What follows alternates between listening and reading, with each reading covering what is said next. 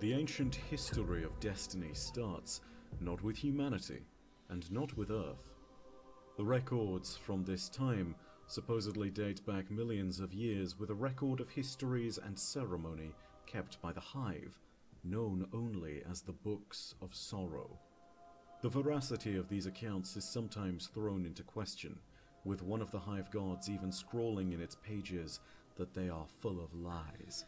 But as it stands, these books represent our only record of a series of times from millions to potentially hundreds of millions of years ago that would otherwise be lost and unrecognizable to us. And so, with nothing else to tell us any better, and armed with the knowledge that these records may be imperfect, we must start with the records made in the Books of Sorrow, not at Earth, but on a distant shadowed world called Fundament. Fundament was a gas giant, one so massive that its gravity could pull other planets down beneath its clouds, where they would impact on its surface oceans. The remains of these planets would form into continents, and on these continents, life of a sort would struggle to carve out an existence. The smallest form of life on Fundament was that of the Krill, and they were constantly under threat from the harsh world upon which they lived. There were many nations of Krill, and one such nation was the Osmium Court, and their king, its ruler, was about to be put through dire straits. Their king was 10, a long and withering existence for the short-lived Krill, save for their mother spawn who lived significantly longer. The king of the court had 3 offspring: Shiro, the youngest, who aspired to the ways of combat so she might seek adventure and defend her people; Sathona, the wisest, one who wished to consume the royal jelly and become a long-lived mother so that she could learn all of the secrets of the world; and Aurash, the eldest, she who was to become the next ruler of the Osmium Court, she who was to take the king morph and to replace her aging father. Though they could not possibly know it, these 3 siblings would change the universe forever, and would be led down a path of destruction so great that it would shake the foundations of reality itself. But this all began with their father's assassination. Their father was senile at the time. Most Krill who were long-lived would die at the age of 8, but at 10 years old the king was being driven to madness. But to some, it was evident that there was at least some method in his madness. He would study the sky, raving of moons above Fundament's eternal storm clouds, and always he was accompanied by his familiar, a white worm-like thing that was dead but had washed up from the sea depths. In a state of despondence and in response to the king's consistent madness, Teox, a mother of the Osmium Court, wrote to their arch-enemies, the Helium Drinkers, begging for them to kill the king of the Osmium Court and to slay his 3 offspring, offering to rule as a regent for them beneath their command in his stead. The Helium Drinkers happily accepted and slew the Osmium king, but they were not fast enough to slay his progeny. Shiro, Sathona, and Aurash fled with their father's familiar and took a ship out onto the great oceans of Fundament. Upon its mast, they swore in blood that in their lifetimes they would return to the Osmium Court and avenge their father, kill Teox and the Helium Drinkers, and understand the doom that their father spoke of as he raved in what many believed to be madness, but the sisters were slowly starting to realize might well be something to be concerned of. The doom that their father spoke of was later divined by Aurash, who remembered the last words that her father had said to her, namely, that the moons were different and that the laws were bent. He made a sign representing a syzygy, and it was this that revealed to Aurash the nature of their doom. In the skies above Fundament, there were 52 moons in orbit, but if all of them fell into the correct alignment, they would pull in the same direction all at once, and they would therefore pull the vast waters of Fundament's oceans into a massive bulge beneath where they lay. When the combined force of their gravitational pull passed, the mass of water would then be dispersed in all directions in the form of a tidal wave that would swallow whole civilizations. A god wave. Their quest was now even more urgent. Shiro, Sathona, and Orash needed to not only defeat the traitors, but to save their world and their people from extinction. In their extended travels, they found a great crashed ship, an artifact of a bygone era, an artifact of a greater civilization. This was not necessarily a seafaring ship, it was potentially a spacefaring one. It was the Needle, and they had only found it thanks to the whispering of their father's worm, which was now held by Sathona. The dead familiar that the king had always brought with him was apparently able to communicate with her, and with its advice, they held onto the Needle instead of selling it. They then took a further 2 years not only to repair the ship's systems, but also to deeply understand them. But as 2 years passed, Sathona grew worried. She believed that they would not have the time they needed to see the dream of their vengeance realized. It is then that Orash stated that they should dive. They had long since learned that they could use the ship to chart the immeasurable depths of Fundament's oceans, and Orash believed that below the waves, closer to the planet's core, they might find answers. Shiro protested, remembering the bodies of the ship's prior owners and how something from down in the deeps had clearly caused their ruin. But Savathun, who had heard the worm familiar whisper to her of the plan's brilliance, agreed with Aurash. And so, the descent began. Through the crushing depths and past terrifying beasts, the siblings ventured until they came to a still place. Here, they monitored the waves above, and the sensors of the ship stated that their fears of a Syzygy were indeed true. It was indeed coming to pass, and it was at that moment that they encountered the Leviathan, a creature as massive as the continents of their childhood, and it spoke to them, urging them to turn away from the depths of Fundament and from the deep itself. The Leviathan's voice was booming inside their heads, massive, forceful, and determined at first. But when finally it was exhausted by the protests of Orash and Shiro, Sathona would state that they should dive. Her justification was completely clear at this point. She stated that she was guided by her father's familiar. That is a great sign. 10 minutes in already the fucking nosebleed. God damn it. The Leviathan merely wished for them to return to the surface of Fundament to live short lives and die. And so they continued to dive deeper, down into the crushing depths of Fundament's core.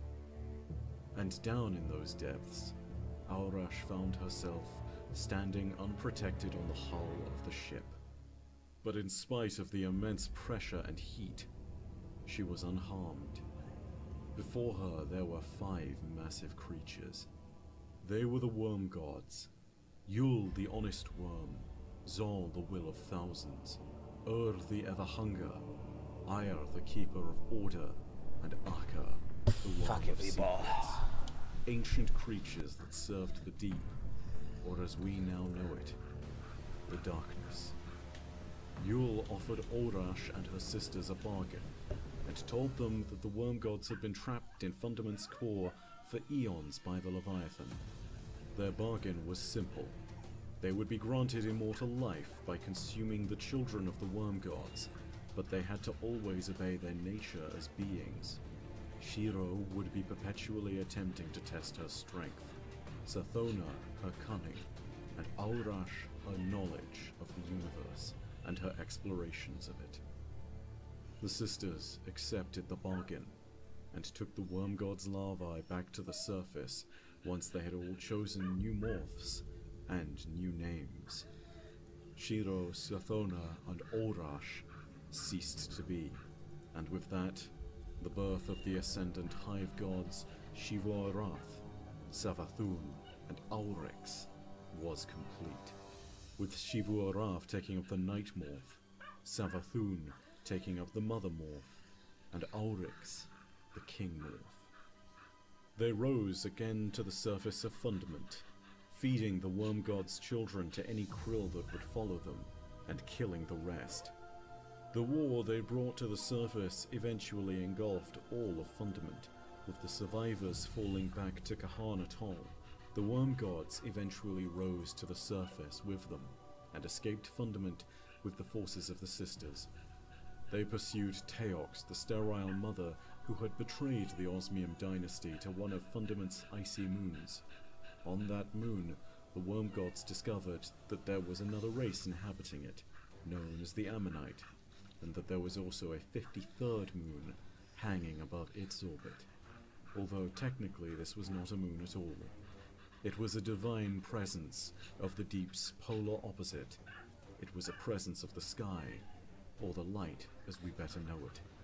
And what was this presence? The Traveler.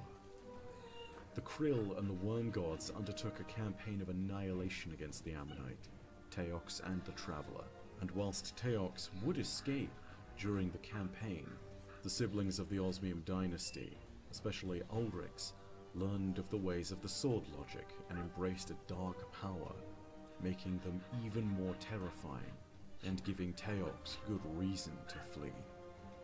During the war, though, Ulrix was struck with ideals of pacifism, which enraged the Worm Gods.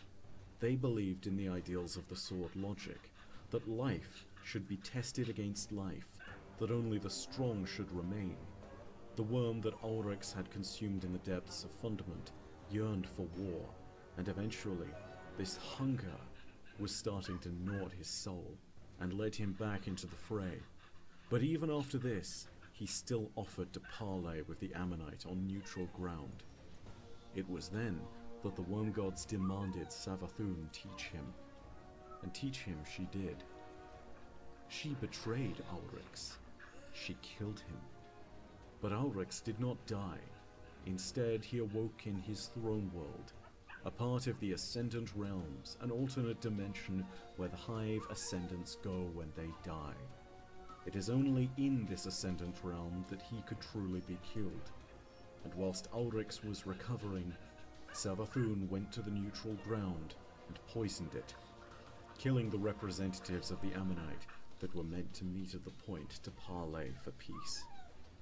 Before the war was won, the Leviathan came forth from the depths of Fundament, and was slain by the forces of the deep in a final battle of Fundament's moons that shook the worlds to their core. After burrowing out of the worlds they'd conquered and multiplying at a great pace, the Krill would take up a new name as a species and would be referred to from this moment until time ended as the Hive. They strengthened their resolve and battled each other for over 20,000 years, and then, at last, they set out stronger, and they set out on a campaign of genocide across the universe, fighting many different species and bringing all of them to their end, finding them unworthy of the sword logic's challenge, the test that states life should exist with strength.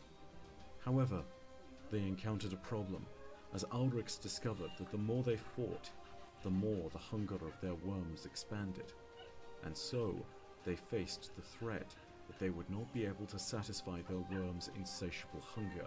This put the supposed immortality that the worm gods had offered them into context, but beyond just this, it set the stage for a greater threat that was looming on the horizon.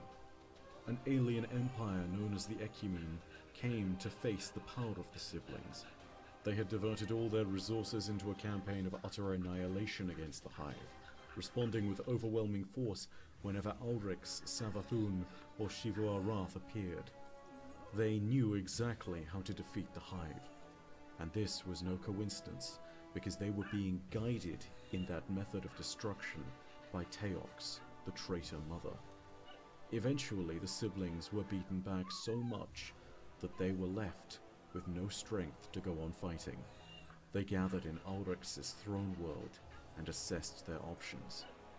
Whilst Xivu-Arath wanted to retreat and gather strength, and Savathun wanted to beg the worm gods for more power, at this point, Ulrich knew the logic of the sword better than them both, and knew that they needed to aggressively proclaim their right to exist through war and death.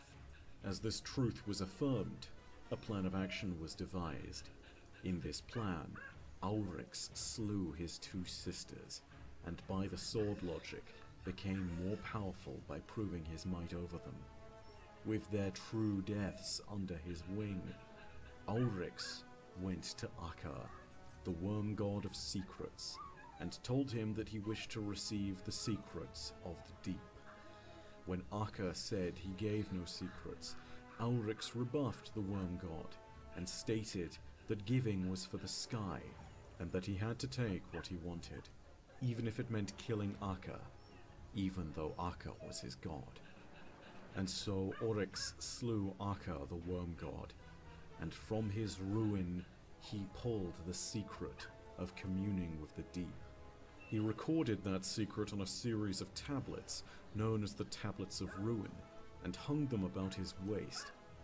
Following this, he used the secret to enter the deep itself, and whilst his speech with the deep was not recorded, what is known as this: when he emerged from the deep, he pronounced that he was Ulrich no longer.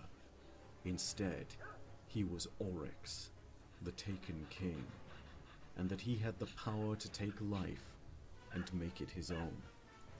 It was at this moment that Ulrich went out into the universe and unleashed his new powers upon the Ecumene forces, namely his new ability to take, which allowed him to abduct his enemies, corrupt them with darkness, and return them as compliant slaves bound to his will, and given new abilities thanks to the power of the sword logic.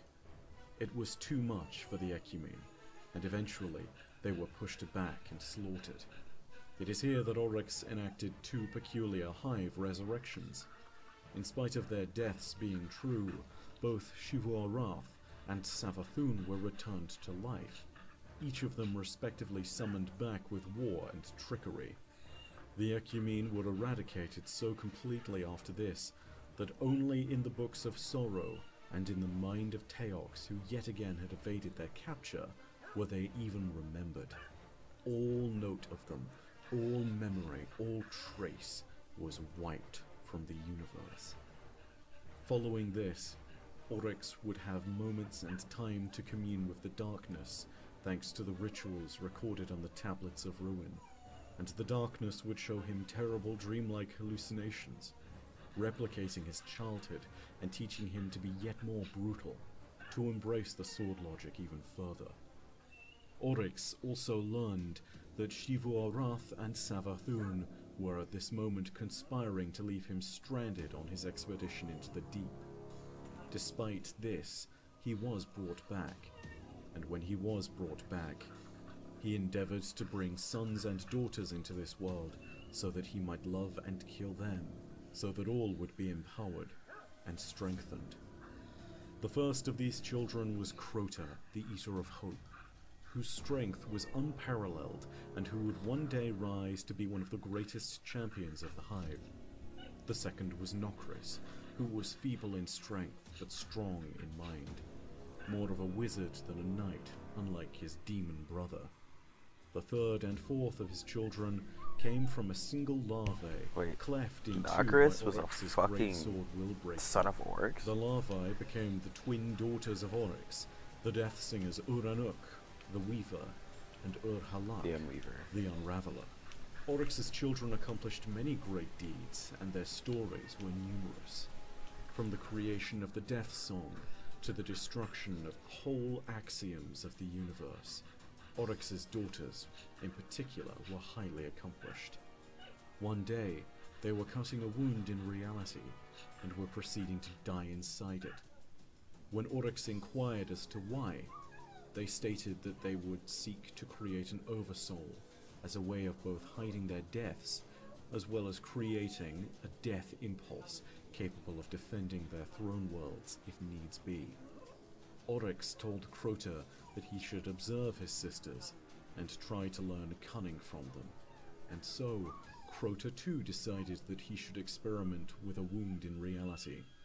However, when Crota tore open a wound in reality, it was thanks to Savathun, who had manipulated the wound, that a partially mechanical form of life poured forth from it, a race known as the Vex. The exact origins of the Vex and the nature of their power is shrouded in a fair deal of mystery, but they spilled forth from the breach and began to invade Oryx's throne world. Before Crota could respond by destroying them all, a Vex mind manifested known as Coria Blade Transform, which deduced the sword logic. With this knowledge of the particular universe in which they stood at their hand, the Vex began to slaughter Oryx's thrall and acolyte, and by right of conquest and slaughter, had gained a foothold and presence within Oryx's throne world, as they invaded it with force, obeying the logic of the new space that they had found. In spite of Uranuk and Urhalak pulling sword stars from the sky and creating devices known as the Annihilator Totems to stop them, the Vex would press forth unabated. It was only as Coria abducted the children of the Worm Gods and discovered that by praising them it could gain even more power that the Worm God Aya stepped in, telling Oryx to set his house in order. Oryx returned home and slew the Vex invaders, pushing them and Coria back. As punishment, he took Crota and threw him into the Vex Gate network, saying, "Come home glorious, or die forgotten." Crota would accomplish this, going on to be a legendary demon of the Hive, tearing down his opponents and allowing only a few to survive to tell of the wrath of the Osmium dynasty. But even though Crota had succeeded, there was still a problem, because Oryx's throne world was now left with a tear inside it, a tear that left him weak to a counterattack, or potentially sabotage by one of his sisters. And so, before his court he declared that they would transform his throne world, his part of the Ascendant Plane, into a physical ship in the material world. This was the Dreadnought, and it was built not only from parts of Akka's corpse, but with the incredibly terrifying, mind-bending power of Oryx and his Hive. His court worked in tandem to create what was effectively a paradox, a throne world of the Ascendant Plane pushed into physical space, a screaming, gaping hole in what would be reality. But regardless, Oryx's power was so incredible that even breaking the laws of physics themselves was nothing towards his might. With this accomplished, Oryx's throne world was secure, and now was time to deal with Coria. He used his dreadnought to attack a flotilla of ships that was guiding the Nightshare Thought ship, a great vessel that he believed contained the location of a place of immense light, known as the Giftmast. When he boarded the ship, he found Coria, and squarely defeated it, even as Coria tried to simulate him and his power. Coria was taken, and Oryx presented its remains to Savathun with but a single change from the typical beings of the Taken, namely, that it had a small fragment of its independence still left, and it was not completely bound to the will of its controller. From here, the Hive took their time and prepared to make an assault on the Giftmast, which they had now found. The civilization surrounding this great place of light had been passed over by the Traveler, which had altered the gravity of a black hole so that the worlds around it might not be devoured, and would instead flourish within its now altered accretion disk. They would be provided warmth and sustenance, and their civilization would grow, and as a monument to the light, the Traveler erected a Giftmast, a great spear-like structure that jutted from the black hole and was filled with the power of the light. A gleaming monument rising forth from a singularity, filled with the energies of life itself. The Hive wished to devour this light, and as the deep was moving in this direction to devour the whole system, so too would the Hive naturally be its vanguard. They marched upon the Wishmast, killing the Harmony, its occupants, and the Ahamkara, the great dragons that lived among them. But as the gift mask was being devoured by Oryx's brood, and as his victory was certain, Savathun departed her brother, saying that they needed to grow distant from each other. She took her moons and her brood, and they fell into the black hole that the Harmony lived around, never to be heard from again. In the same stroke, Shiva Raf took her broods and war moons and fled into the night with a similar purpose. Both of their throne worlds became distant and inaccessible to Oryx, and he was left to ponder. It was here that Oryx reaffirmed his choices and his belief in the darkness, but Oryx also pondered the question of what should happen if he should die. He surmised that the one who killed him should be the one who understood the universe in a more complete manner than him, and he believed that he would only be killed by something mighty, something that had some greater knowledge of the sword logic, perhaps, or perhaps with some clever trap. He therefore decided to lay out a means by which he might survive, even if he was destroyed. Within the Books of Sorrow, he created a map to a weapon that exemplified everything that he was, that in a certain way was him if created, and a being that wielded this weapon and used it to become mightier than both of them would be Oryx living on, and Oryx deduced that they would become one and the same, a means by which he could truly become immortal even beyond a true death. This weapon would not see construction for generations, but when it was, it would be a weapon of malice, and we would be the ones to construct it. But the tale of the Osmium dynasty would not be simply left there. Oryx's second son, Nokris, who was born as a lesser being of wisdom as opposed to strength, wished for more power, and knew that his strength was in that of his mind. He went to the worms, his god, to Yul, to Zol, to Aya, and Ur, and he petitioned them, asking them for knowledge of the origin of all things. All the worm gods denied him, except one, Zol, the Will of Thousands, who was lesser than his brethren, and saw that in time he would be prey for his peer Yul. He gave a portion of his power to the young High Prince, and taught him the art of bringing forth life from death, necromancy. But the power Nokris held had been given and not taken, and this infuriated Oryx, who saw his son's actions for what they were, heretical to the very ideals of the sword logic, and a betrayal of his own dynasty. He cast out his son, and removed all record of him from every Hive archive. The only record of Nokris that remained was a single statue before the altar of Oryx, which stood defiant in its permanence. These are some of the earliest tales of the universe of Destiny, tales that predate even our own history, but as many of you will realize, they are but a small part of a grander cosmic war, a war between formless and form, between the deep and the sky, between the dark and the light.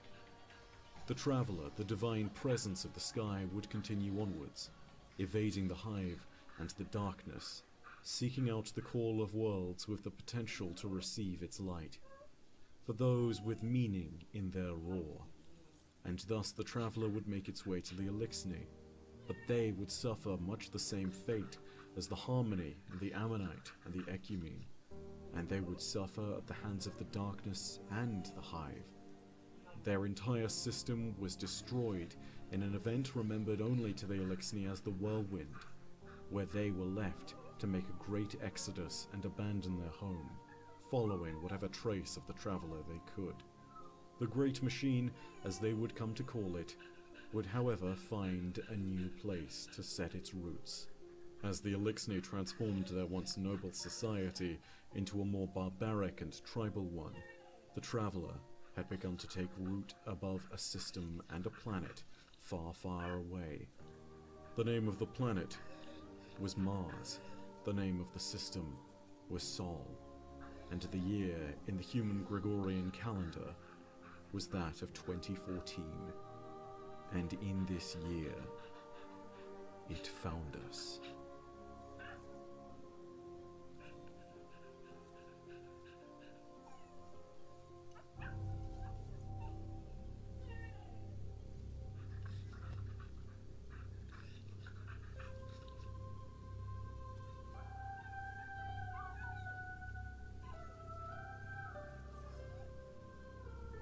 In that year of 2014, humanity witnessed an unknown artifact entering the orbit of the atmosphere of our closest neighboring planet of Mars.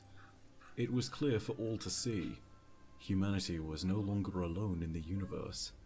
This strange object was of immediate concern to the powers of Earth, and 15 months later, with cooperation, planning, and commitment, humanity sent its response.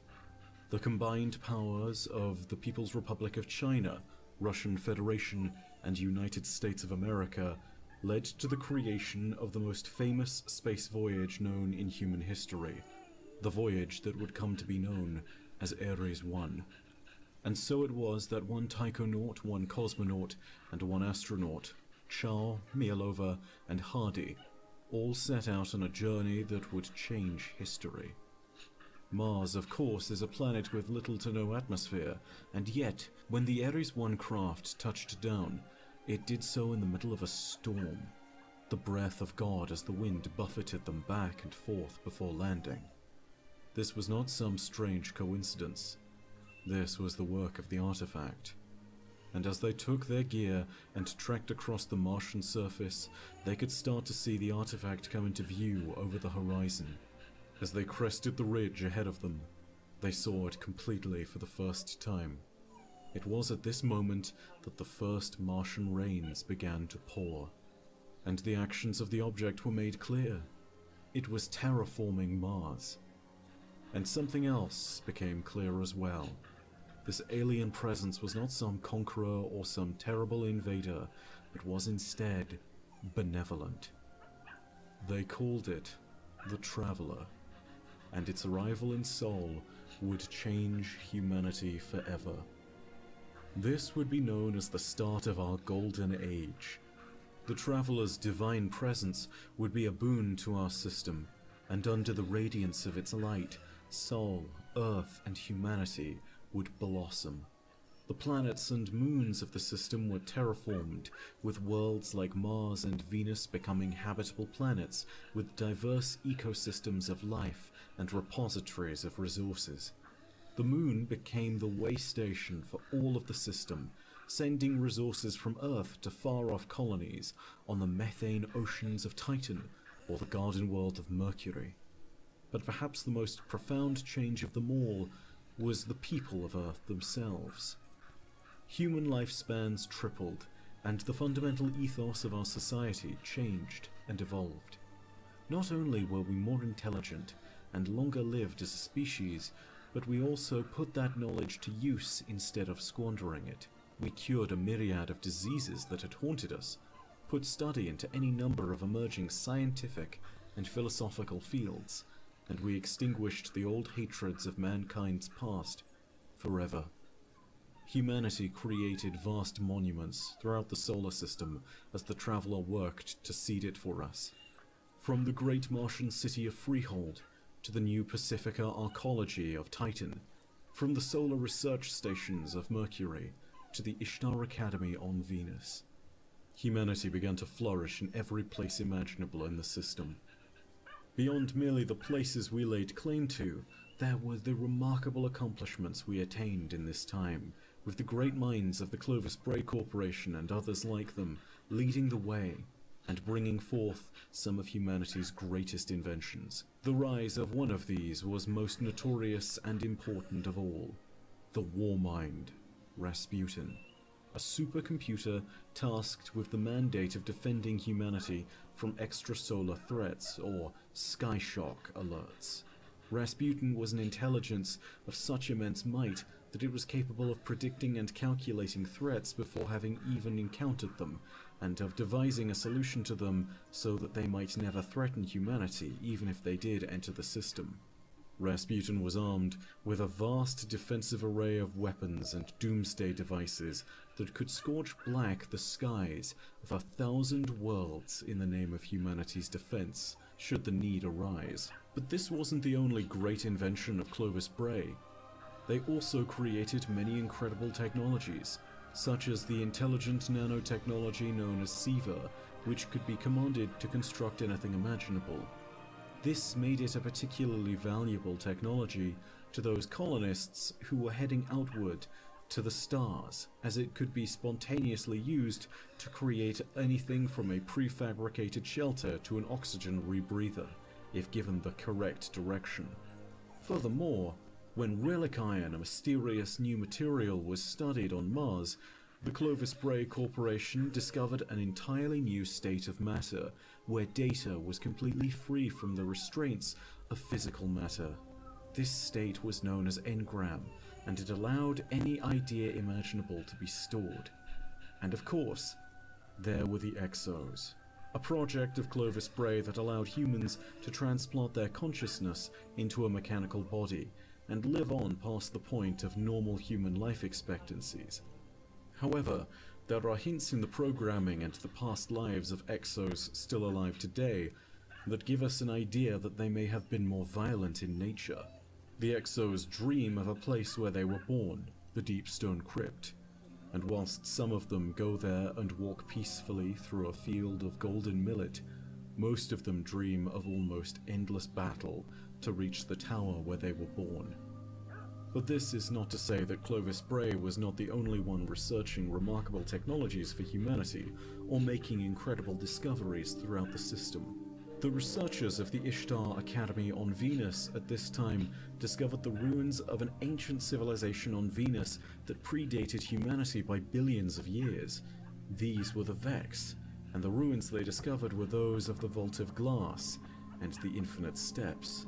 The Ishtar Academy and the Ishtar Collective would make it their responsibility to study the Vex and their constructs at any place possible.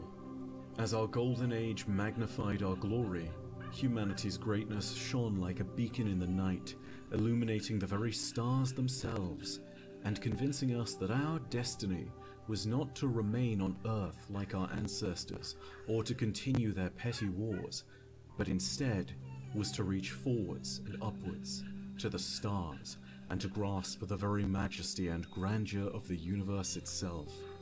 We flew out into those stars and spread our wings. Alas, that we let our hubris get the better of us. Not all were so ill-prepared or foolish, though.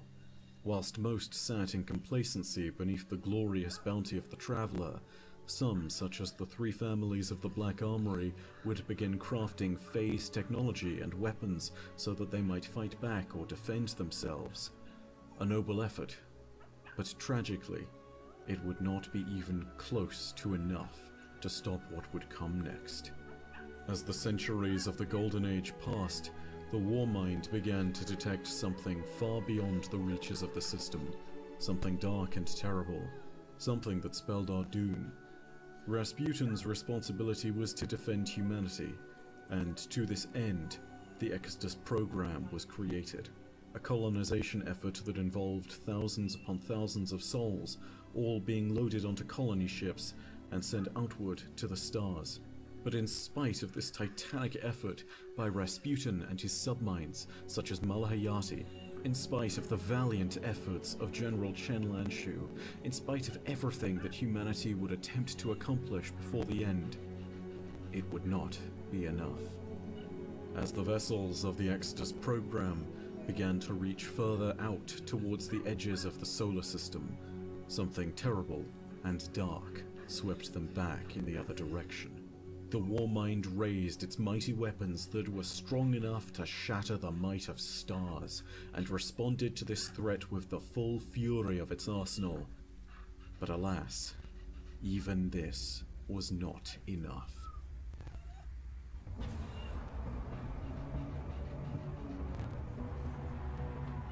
The darkness had found our system, and in doing so, had found the Traveler. Doom was upon us. The Golden Age was ending. The collapse had begun.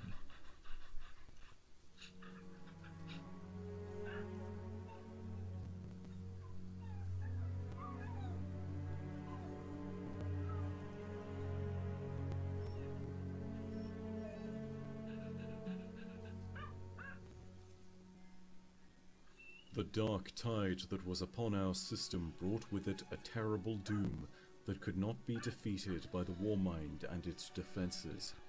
But the foe Rasputin faced was not by any measure one that could be considered normal. The darkness, much like the Traveler, defied simple causality and defied even the basic rules and logics of the universe. Physics, mathematics, they meant nothing before this entity. It could not be defeated with the weapons of the Warmind alone, and it was made clear from this moment that our annihilation was inevitable. The vessels further out in the bounds of our system were crushed by the darkness as they attempted to reach beyond the asteroid belt. These ships would eventually form a mass of broken debris within the belt itself, and this place, this terrifying graveyard of all that humanity had hoped to see, this would come to be known as the Reef. And this would be a fate much like many of those on Earth and its colonies would suffer. They would be crushed beneath the wheel of the shadow of darkness as it passed ever onwards through the howling void of the universe, killing indiscriminately in the name of its twisted logic that life should be able to fight and meet strength with strength. But the darkness's fury was not yet sated. The darkness had another target in mind. It was also here for the Traveler. The details and accounts from this time are limited and unclear, but there are several accounts worth referring to when speaking of the darkness during the collapse. The account from Cade Six's journals speak of a terrible miasma that spread across the many worlds of the system, holding every human it could find in its grasp and drowning them in a tide of doom and despair. Cade seemed to point towards the darkness having a malicious consciousness. As it was drowning its victims, the victims were allowed to be fully conscious. They were aware, they were lucid, and yet even as agony and pain washed over them, the darkness wished them to witness the destruction of their world. It wished them to know they had been beaten, outmatched, and utterly destroyed, that they were unworthy of existence, that they were prey, nothing more. The Black Armory Papers, a series of journal entries kept by the founder, Henrietta Meran, detailed another encounter with the darkness. Their group had been locked within one of the fortified facilities of the Black Armory, and had to hold back terrible, indescribable creatures that broke through their defenses. They smelled only like wet earth, and made sounds akin to the screeching of machinery. One thing that is made clear by every entry is that the foe that had taken Earth was a terrible one that would see us all destroyed if something was not done. At this time in the system, others were starting to stake their claims too. It was in these moments that another terrible pair of interlopers arrived. Nokris and Zol, the Will of Thousands, took it upon themselves to claim the planet of Mars and to rain down an assault on Hellas Basin, where Rasputin's main control center was kept. However, in a successful attempt to hold off the forces of the Hive Prince and the Worm God, Rasputin used its power to flash freeze the entire region, locking the Worm God, the Prince, and their Hive servants away under a thick sheet of ice.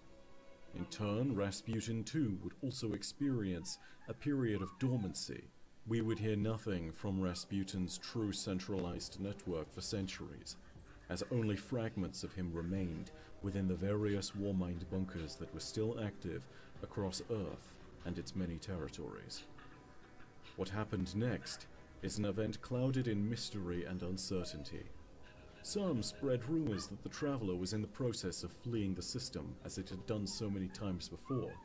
Others spread rumors that Rasputin might have engaged the Traveler as it attempted to flee in order to prevent this outcome.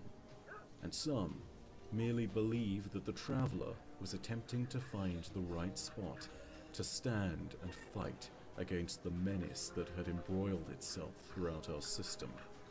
Whatever the truth might be, the Traveler moved from its previous resting place on Io and found its way to Earth. Here it would make a titanic stand against its enemy, the darkness. The battle was long, and would shake the heavens and the earth. A battle of proportions that the universe perhaps had never seen before, of the titanic forces of the cosmos, of a yin and a yang, smashing against each other, breaking upon each other like waves on rock, with enough force to level a mountain and raise it again within the blink of an eye. The two fought, the two stood, the two tested themselves. And what's more, the Traveler won. It was crippled and broken, but it sacrificed itself to save us and to push back the darkness. But its sacrifice was not without some form of hope. With the Traveler's dying breath, it created the Ghosts. Small, autonomous drones filled with the power of its light. These ghosts would serve the forces of humanity and would seek out those amongst the worthy dead who might possibly provide hope to humanity and its defenders. These would be the few chosen champions that could wield the Traveler's light as a weapon. In the earliest days that followed the collapse, these beings were known as the Risen, and whilst they would come later to be known as Warlords or Iron Lords or simply Lightbearers, today they are known by a simpler name: the Guardians. With the terrible events of the final clash ended and the ghosts released into our system, the events that would make up the collapse would come to a close. But there was one far stranger account from the collapse that was given, an account from one of the Exodus program vessels that hit the asteroid belt just as the darkness was approaching in earnest. This vessel, Exodus Green, alternatively known as Yang Liwei, would become the crucible of the forces of light and dark, and would become the birthplace of an entirely new species of beings. It is here, in these most calamitous of moments, that the people known as the Awoken were born.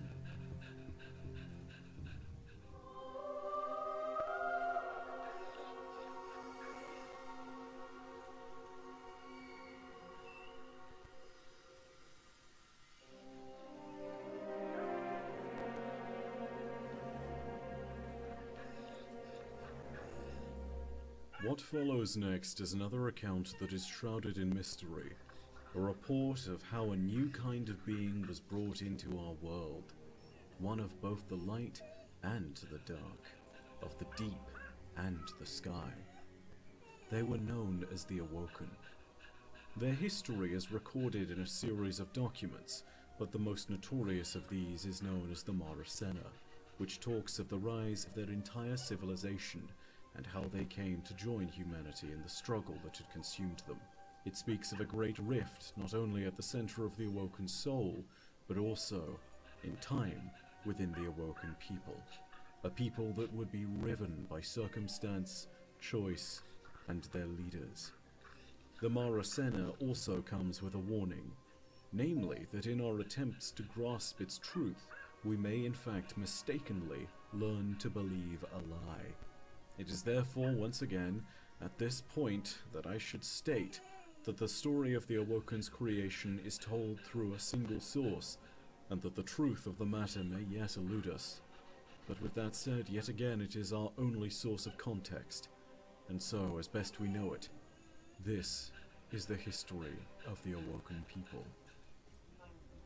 Aboard one of the Exodus program vessels, Exodus Green, alternatively known as Yang Liwei, the captain, Alice Lee, detected a strange signal that was following them for approximately 18 hours in radio silence. After repeatedly ignored hails, and just as Captain Lee cut the engines so that she might make a sharp about turn and face their ghostly stalker, a message was received from the Warmind Rasputin. Rasputin had detected a hostile extrasolar intruder in the system and had initiated a Kahe White emergency, bringing all of the potential weapons in the system under his control. Rasputin demanded control of the Exodus Green and its onboard guns. But as Captain Alice Lee decided what to do next, torn between her colonial mission and her duty to Earth, Darkness swarmed around the hull of the ship, and through its veil, even the light could not be seen. Terrible gravity waves shook the ship as they simultaneously compressed and expanded every molecule of the crew and their vessel. After the vote from the crew came in to continue onward instead of returning to Earth, Alice Lee attempted to send a signal broadcasting a declaration of neutrality to their unknown assailant. Alice Lee stated that they wished to be treated as a separate species that was not party to baseline human conflicts or their allegiance to the Traveler. She prayed that this would be enough to make a difference against such an indifferent darkness. It was at this moment that 2 members of the crew were out on the hull. One of them had followed the other out. The first of them, Mara, had gone out there to die alone. She had kicked off the hull with 50 kilometers worth of tether, and her brother, Aldwin, had followed her out into the darkness. As the message requesting the massive entity's indifference was broadcast by the captain, the darkness around them abated, and Mara saw a pinprick of light. It was at this moment that Mara found herself and all the occupants of the crew of the ship behind her threatened to be crushed between the mighty presence of light that had just arrived and the terrible darkness that swarmed the area. The colossal forces of light and dark that clashed here smashed into one another yet again, filling the space with so much power and energy that the universe itself struggled to maintain what bounds of law that it could. This was a battleground that was being decimated by the powers of 2 paracausal entities. It was like dividing by 0 or counting infinity. And as the 2 violent entities finally reached an equilibrium, the real effect of the power began to manifest. The universe created a singularity, a gaping black hole, as an effort was made to cease the paracausal forces that were tearing the very seams of reality apart. The forces of the universe swirled and buffeted around Mara, and it was at this moment that the mistakes of the universe were to be swallowed inside the singularity. Everything pulled forth, and darkness and light continued to fight. And at this moment, Mara made a choice that would change the universe. She detached herself from the 50 kilometers of tether that joined her and the ship, and together, all were pulled down into the singularity. All of them had the same fate, to be swallowed by this black hole. But Mara knew what she wanted. Mara knew her fate. She reached out at the edge of death and knew that she would be the first. But it was not death and sweet silence that found her. Instead, it was new life and a place of miracles.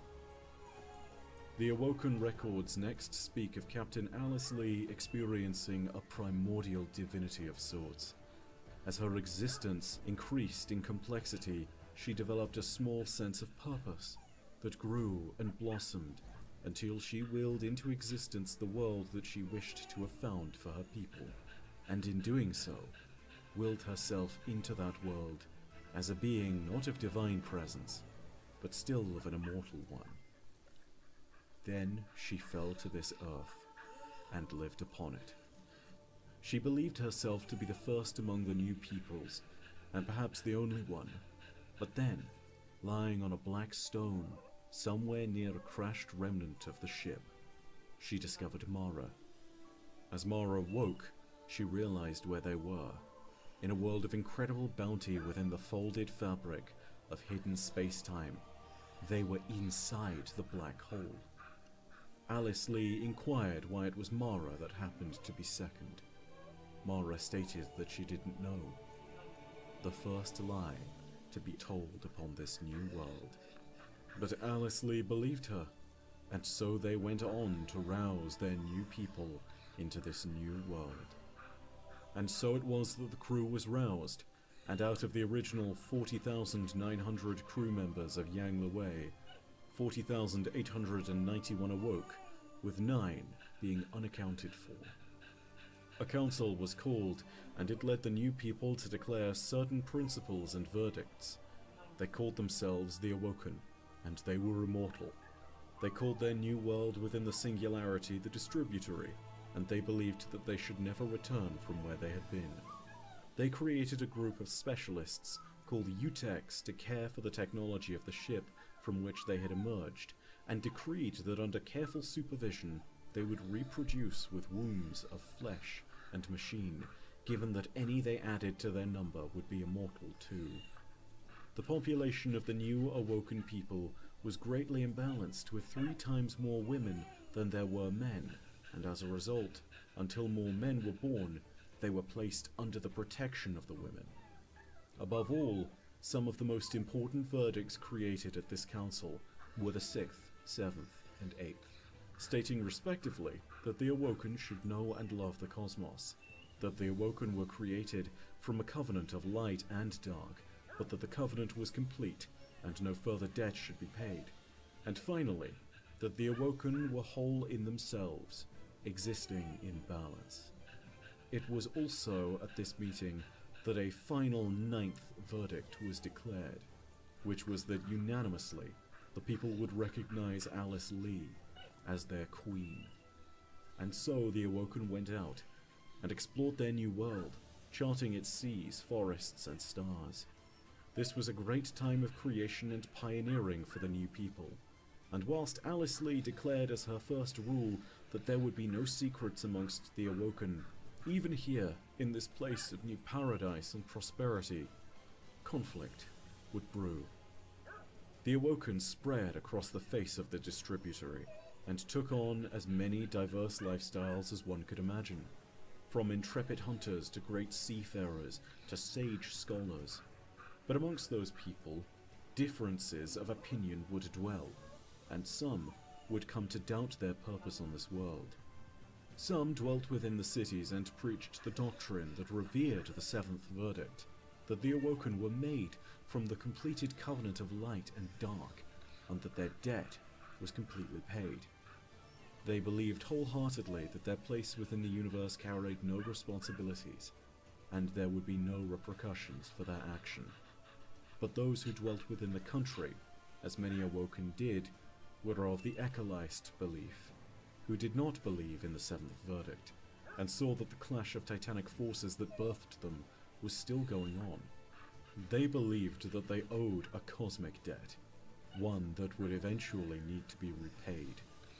These two ideologies could not be so easily brought into balance. The Ecolists and their opposing sanguine believers were divided, but then a spark ignited a flame. An Ecolist known as the Diacerm walked into the cities and loudly accused Queen Alice Lee of deicide, the murder of gods. When questioned about this claim, she stated that when Alice Lee had created the world, she could have conceived of it to create the Awoken as gods, so that they might be free from all forms of suffering and pain. Immortality was one thing, but to be truly powerful, and yet to be denied this? Deicide was an appropriate term, perhaps. If this was true, this represented an original sin, and what's more, it represented a secret that Alice had kept, even as she had declared that the Awoken were not to keep secrets. The division between those that believed they owed a debt to the cosmos and those that did not ultimately led to a conflict between the Awoken peoples known as the Theodicy Wars, and whilst the nature of the conflict, at least in the Mara Sena, is indicated to be of a smaller nature, nonetheless, people died. Fuck! And the balance between the two sides I thought struck and a truce negotiated. Alice I Lee thought I petitioned had Mara it, but Sena, okay. who had been part Well, of that's the Ecolist perfect camp, timing, to actually. find her mother, who was a skilled negotiator and could broker the peace. The mother of Mara and Aldrin, Alright. who had been returned to life. Money, quick bathroom break, fuck it.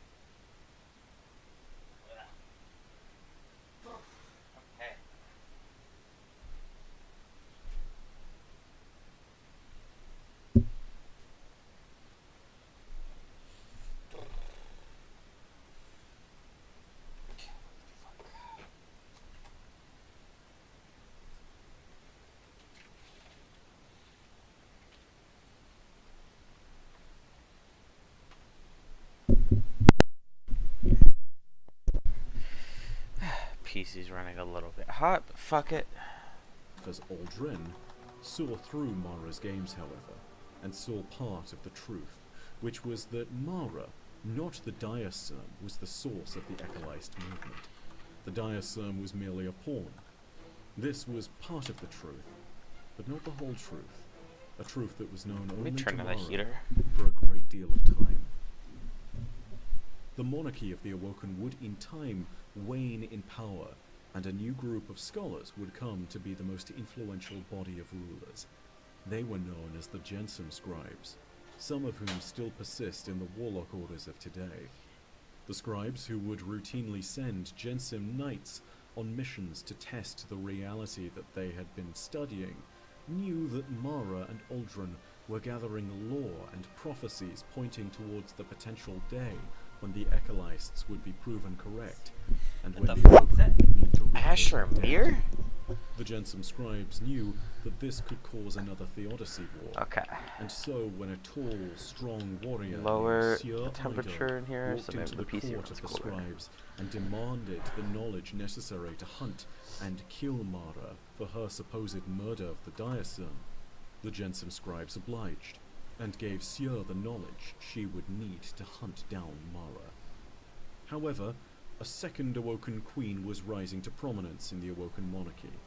Ngoya Pin received a cloaked and masked woman in her court one day, whispered by some to be Mara and others to be the diacerm.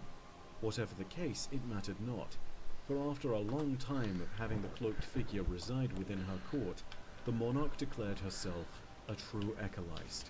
She bound the ambition and knowledge of the Gensum scribes to the Ecolists' preferred task, and so the scribes set about on the course of attempting to understand if the Awoken owed the cosmos a debt or not. The royal palace was turned into a center of learning and a feast of ideas that radically advanced the Ecolist cause.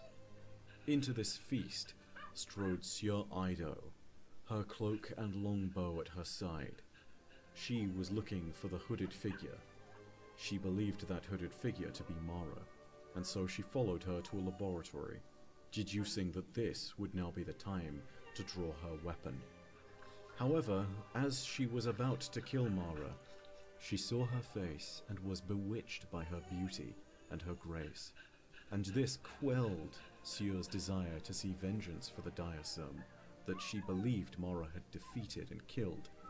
She threw the weapon between them and told Mara that she could not bring herself to kill, but that the debt of her battle needed to be paid. She would fight Mara to the agony or die trying, and so Mara called upon Aldrin, her brother, who would battle upon her behalf. Aldrin suggested not one but 3 duels, with blade, rifle, and 5th generation air superiority fighter. These duels and the prospect of Mara's murder troubled the Gensum scribes, as they did not want to appear to have invited murder upon the one who had extensively informed the beliefs of the queen. It would be like killing her priest or her closest confidant.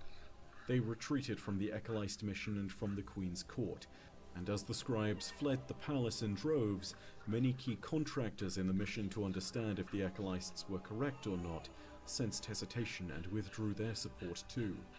To this, Queen Ngoya Pin denounced the scribes and called them faithless and selfish, which only further deepened the tensions between the Sanguine, who believed that the Covenant was complete, and the Ecolists, who were even more doubtful than ever of the 7th verdict. The political tension continued to deepen as Aldrin and Sieur held their duels. The first duel was held with knives and pitted Sieur's simpler, strong jabs against Aldrin's whirling theatre of the blade. But they were equally matched, and a draw was called. In the second challenge, the two chose long rifles and hunted each other for days throughout the jungle, whilst Aldrin blended in and used his stealthy abilities to hide and stake out the fight. Sieur simply let her blunt nature disturb the wildlife around her, which appropriately disrupted and revealed Aldrin. She shot him as he crossed a riverbed, wounding him, but not killing him. For the final challenge, the The two chose 5th generation fighters with the full complement of weapons available to either of them. If the full complement could not be supplied, most crucially, it would be simulated instead, and if a simulated kill was attained, it was worth equal value to that of a real kill. Not all weapons were available. In particular, a nuclear payload was not something that the Awoken had kept around, having disposed of those weapons a long time before. Sieur chose an Ermine tactical fighter with a payload of heat-seeking missiles, and Aldrin chose a ship known as a Dart, which was an exceedingly old fighter with terrible onboard systems that would be easily outmatched by the faster Ermine. Sieur might have been able to sense that something was wrong at this point, but regardless, accepted the duel, and 8 miles out from engaging Aldrin in the middle of the sky, Sieur's computer informed her that in a simulated manner, Aldrin had killed her. In fact, he had killed her and everything in a 4-mile radius. Long ago, during an age when the Dart was constructed, the Awoken had used military-grade ship-to-ship nuclear payloads on the Dart. This was still a part of its payload, and Aldrin had simulated firing one of these, and by the result, had ended the duel, and in a simulated manner killed Sieur. After all their fighting, and after all the immense desire for revenge that Sieur held, the two were tied. Sieur threw herself before Mara, informing her that she had fought to a standstill with Aldrin. Sieur left her fate in Mara's hands, and Mara lifted her face, telling her to join them and to be of service to her. And so Sieur did, and from that day forth until her dying day, served at the right hand of Mara Sov. Later, Mara would meet with Ngoya Pin, and Ngoya would inform Mara that she was abdicating the throne. Mara had manipulated the monarchy and the Jensum scribes to ensure that her needs, both scientific and political, had been accomplished, and Ngoya knew this. This was a rebuke, as much as one could be made against Mara, but it was already too late.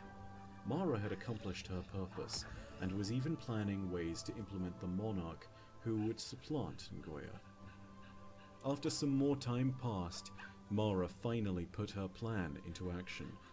She proposed to the Awoken people and her followers that the hour of their reckoning was at hand, and that the time to repay their debt to the cosmos had come.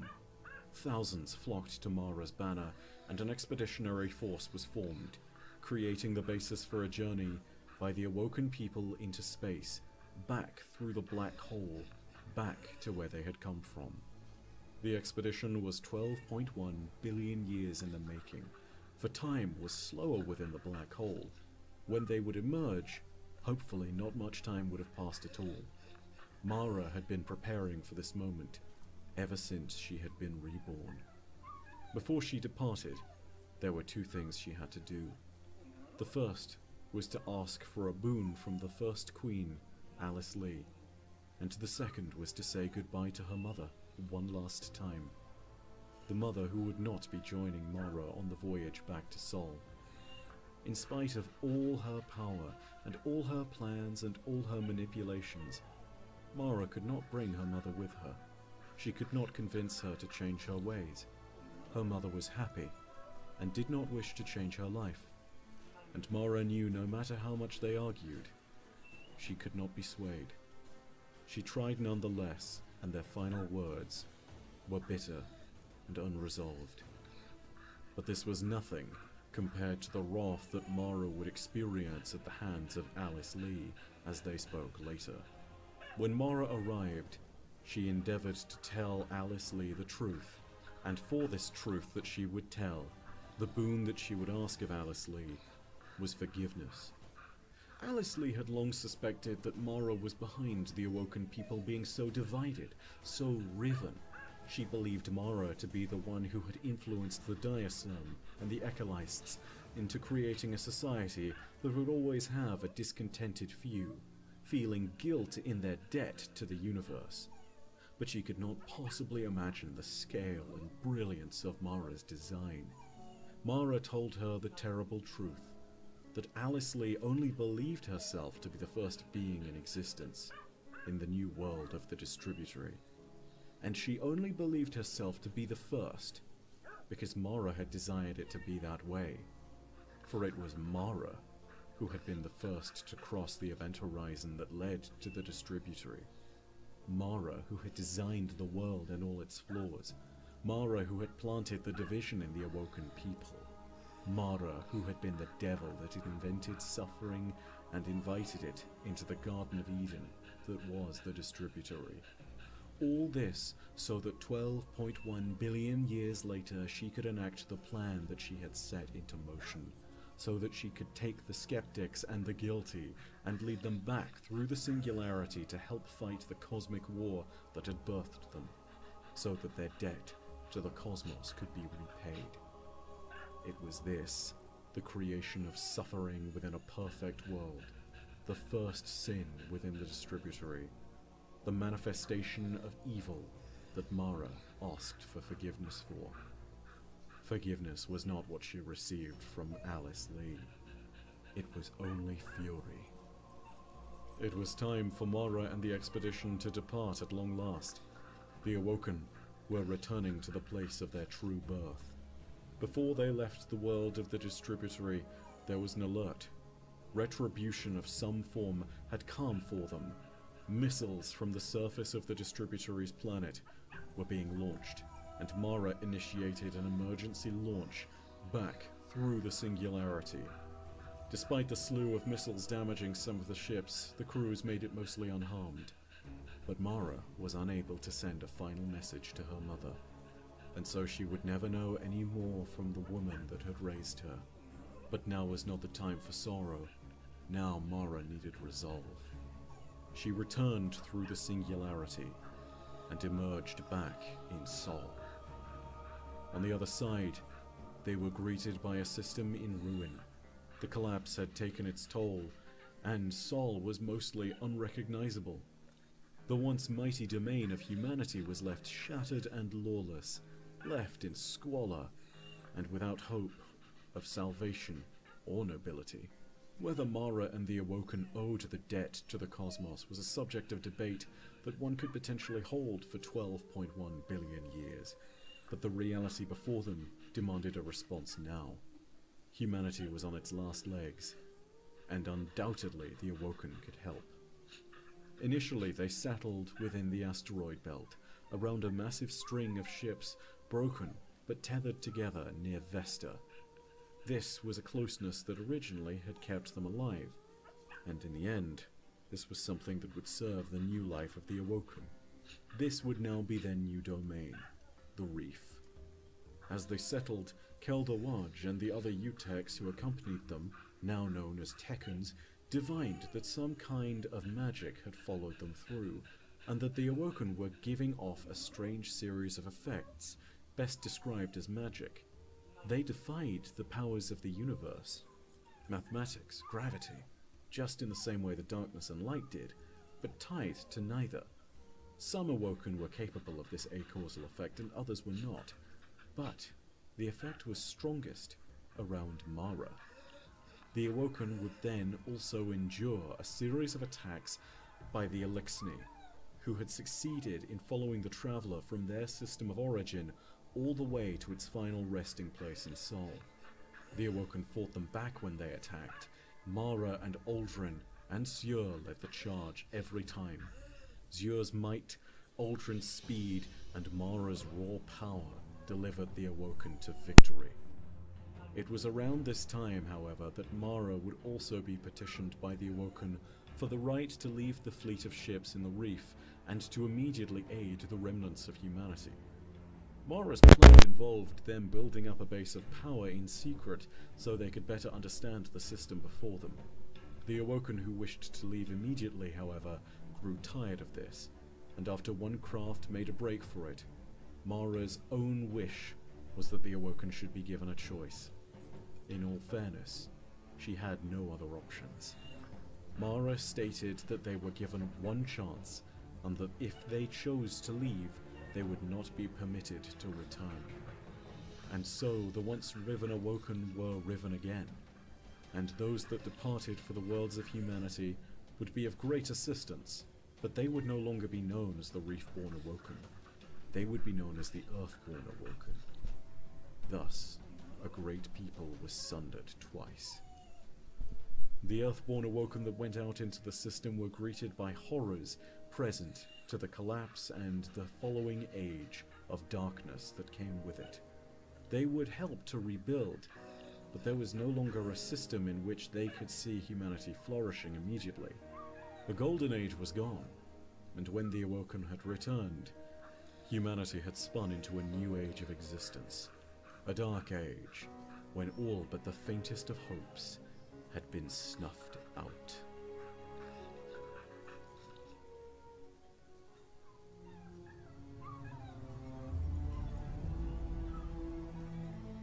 There's a Radagast? Oh my god, are we getting the Iron Lord section?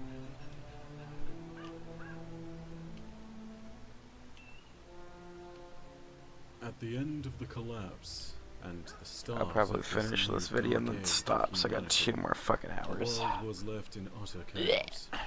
Whilst some small groups had survived in underground bunkers, such as those fortunate enough in the Black Armory, and whilst others had managed to evade destruction in the wilds, most of humanity lay dead at the hands of the terrible power that invaded the system and challenged the Traveler. We were now left shattered and broken, with no clear means of communication with our outer colonies, and with all the in-system trade scuttled. Humanity was cut off and helpless. Only on Earth did anyone really face any prospect of survival or salvation. Not only did humanity face the constant pressing troubles of starvation and exposure, but they also now shared their worlds with a series of strange and deadly forces from many other reaches of the universe. The Vex that had once been found on Venus had surfaced on Mars and Mercury as well, and had utterly transformed Mercury from a garden world into one that was now entirely mechanical, with at least a portion of it hollowed out into a giant simulation engine known as the Infinite Forest. Aside from the Vex, a military power known as the Cabal had also sent 5 of its legions to secure Mars, and to set up a base of operations there so they could launch campaigns into the rest of the system. The 5 legions, the Sand Eaters, Dust Giants, Siege Dancers, Blind Legion, and Skyburners, fought ferociously, knowing that they could only return home if they completed their mission here.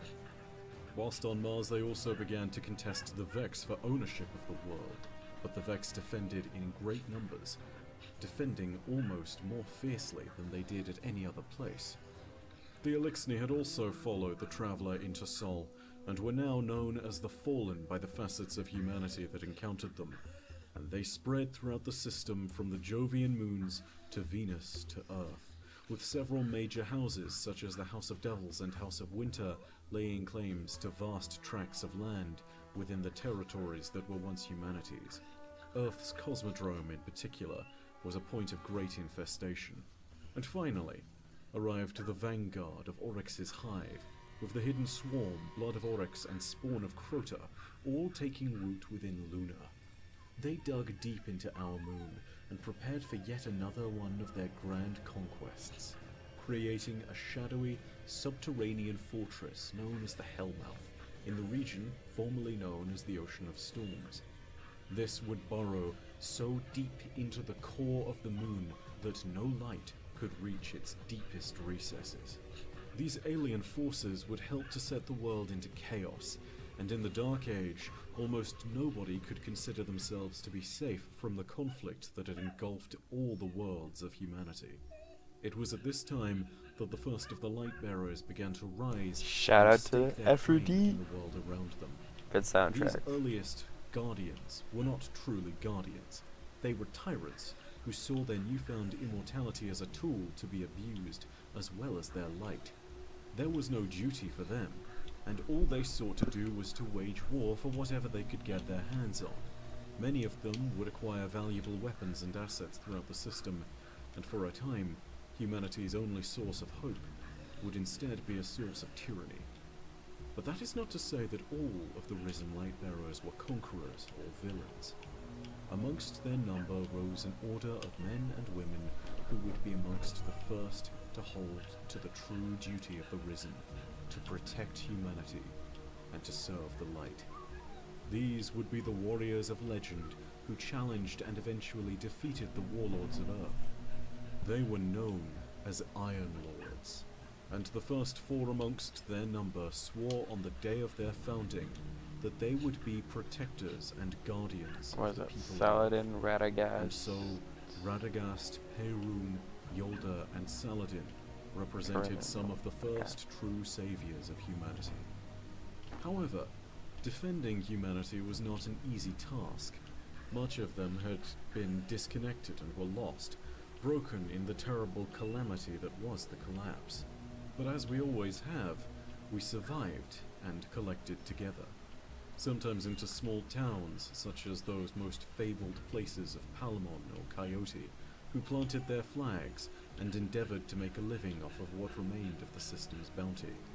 But the greatest gathering of all was that of a massive camp of refugees that flocked to beneath the Traveler, to the place of its final titanic battle against the darkness. The camp began as a simple thing, defended by a few Risen and huddled for warmth around fires and in furs. In such a fearful place, disillusion brewed quickly into adversity.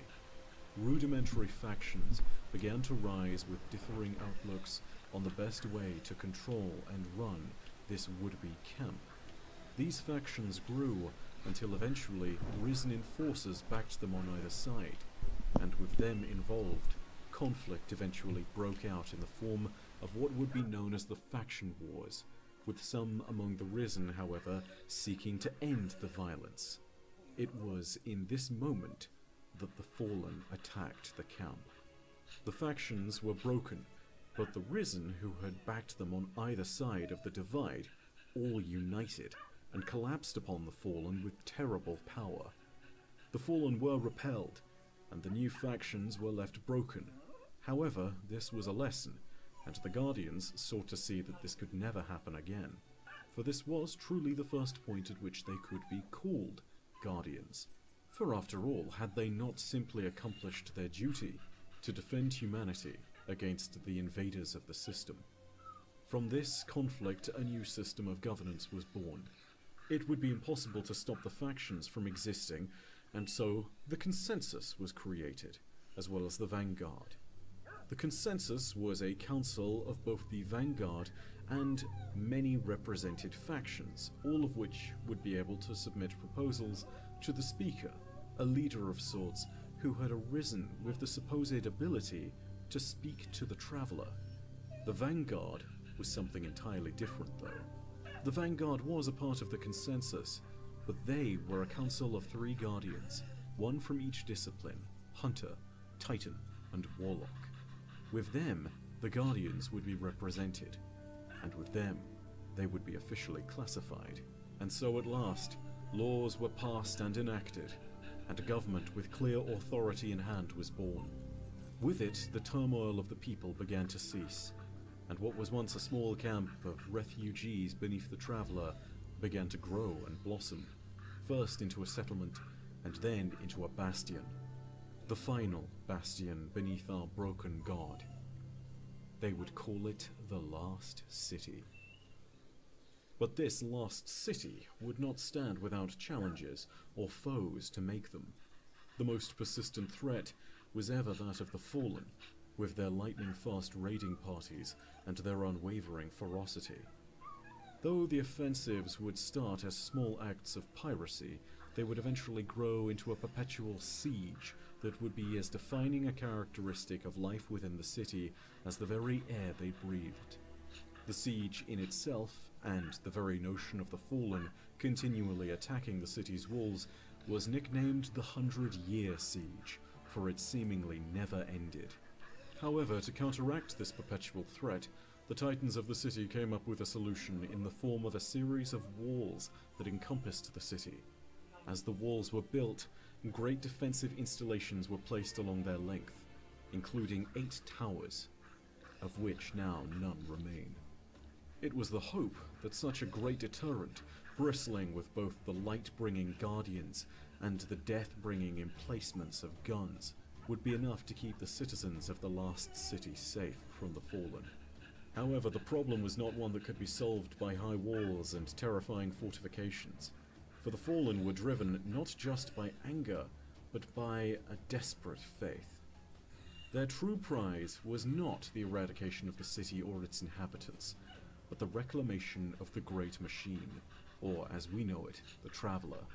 The Fallen had been seeking it out across the dark vacuum of space in true desperation, and imagine their jealousy to understand that when they found it, not only had it been destroyed and was in the possession of humans, but that those humans had not only been gifted with their own golden age, as the Elixni had, but also now were filled with the ranks of Guardians, those who could truly use the Great Machine's power.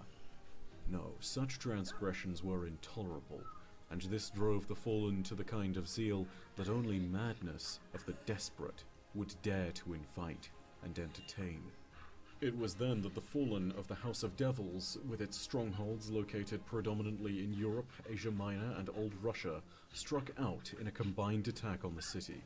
This would be one of the first true tests of the city's resolve, as the Devils brought their terrifying soldiers and artillery to bear, truly living up to their name. But the Titans of the city had prepared an answer. It was not some secret weapon aside from their light, it was not some great strategy. It was simply to hold the line. The 4 orders of Titans, including those such as the Firebreak Order and the Pilgrim Guard, held the 6 approaches to the city in a coordinated defense against the invaders. A great attack was made, and as it was repulsed, there was a chance to charge. But the Titans, including those amongst their order thirsty for blood, held to discipline and held the line. The battle was long and fierce.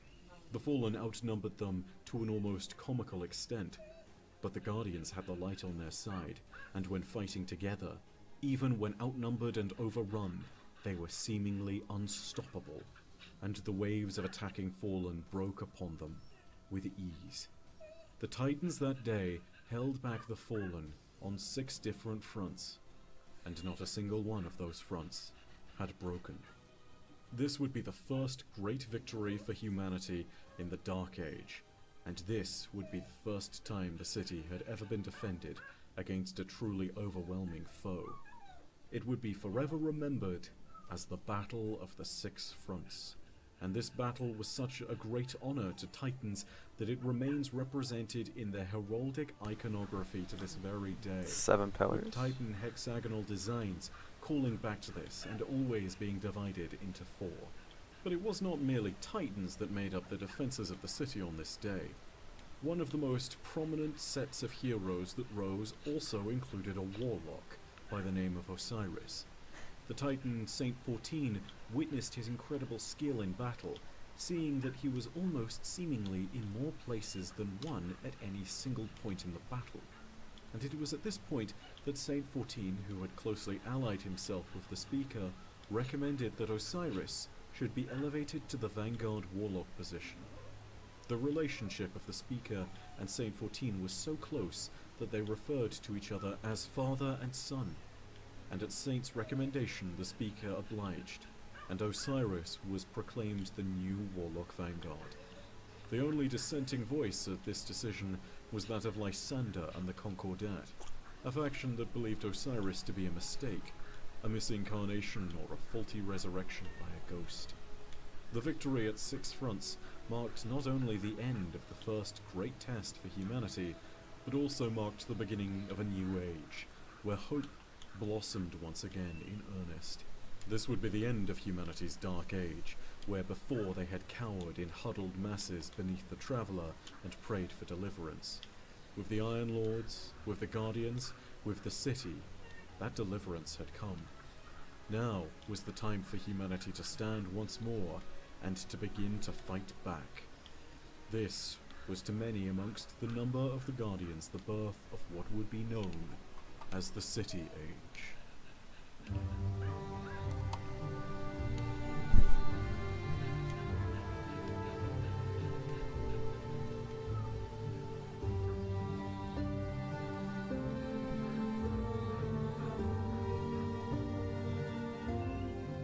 The City Age may be named after the city, but One of the most important things to know about the City Age is merely to do with the incomplete nature of humanity's knowledge. At the time being, there were no dates, no timelines, and of course, our idea of what was blurred and partially incomplete. Such is the nature of a post-apocalyptic era, and there is no real consensus therefore on when the City Age truly began. For some, it was at the victory at Six Fronts, for others the formation of the walls, and for a few still, it was at the creation of the camp beneath the Traveler. But regardless, the City Age began, and it played hosts to ballads of legends, myth, and incredible adventure. The city would expand and grow into a powerful bastion of humanity, and the Guardian Orders would press out into the solar system and commit to brave deeds of heroism. However, the first event that is noted in the timeline of the City Age that is of real significance is that of a terrifying purge of some of the most majestic and dangerous creatures within the system. It would start with the event known by the Guardian Orders as the Great Hunt. But in order to better understand the Great Hunt, you need to start in the Reef, not the city. Back in the Dark Age, when the Awoken had just been split into the Earth and Reefborn, Mara instructed Aldrin to go out into the system and to discover for her a unique source of power. Aldrin returned with what is known as a Wish Dragon, an Ahamkara. Ahamkara are dragons, both sentient and intelligent enough to speak, bargain, and deceive. But this was not the only thing that made the Ahamkara extraordinary. Ahamkara were shapeshifters, capable of growing massive or minuscule in size on a whim, and also had access to a special kind of magic, known as wish magic. This power, as best we know, holds no allegiance to the light or dark, but it manipulates the threads of fate and the fabric of the universe in a similar manner to the power of the light and the dark. It was not some stupendous power capable of crushing atoms, but instead it was a subtle thing that could manipulate the universe without necessarily invoking its physics. Wish magic was named such because it relied on preying on the ambitions and desires of those not strong-willed enough to contest the Ahamkara. The Queen and the dragon Aldrin recovered eventually forged a bond, and the young Ahamkara would come to name itself Riven, in honor of the twice-riven people that was the Awoken. More Ahamkara flocked to the Reef, and holy shit, that's society Leviathan music. began to revolve around them. It is here that wish magic and the incredible designs of the Awoken came together to create what is known as the Dreaming City, a sacred place to the Awoken, hidden within the stars of the Reef itself. In this place, the Ahamkara and the Awoken lived in relative harmony. All seemed peaceful, but the Awoken Queen knew that the Ahamkara could be found all over the system, and that the unique power she had sought was not in fact so unique. But this was not to be forever. She would soon have that unique source of power.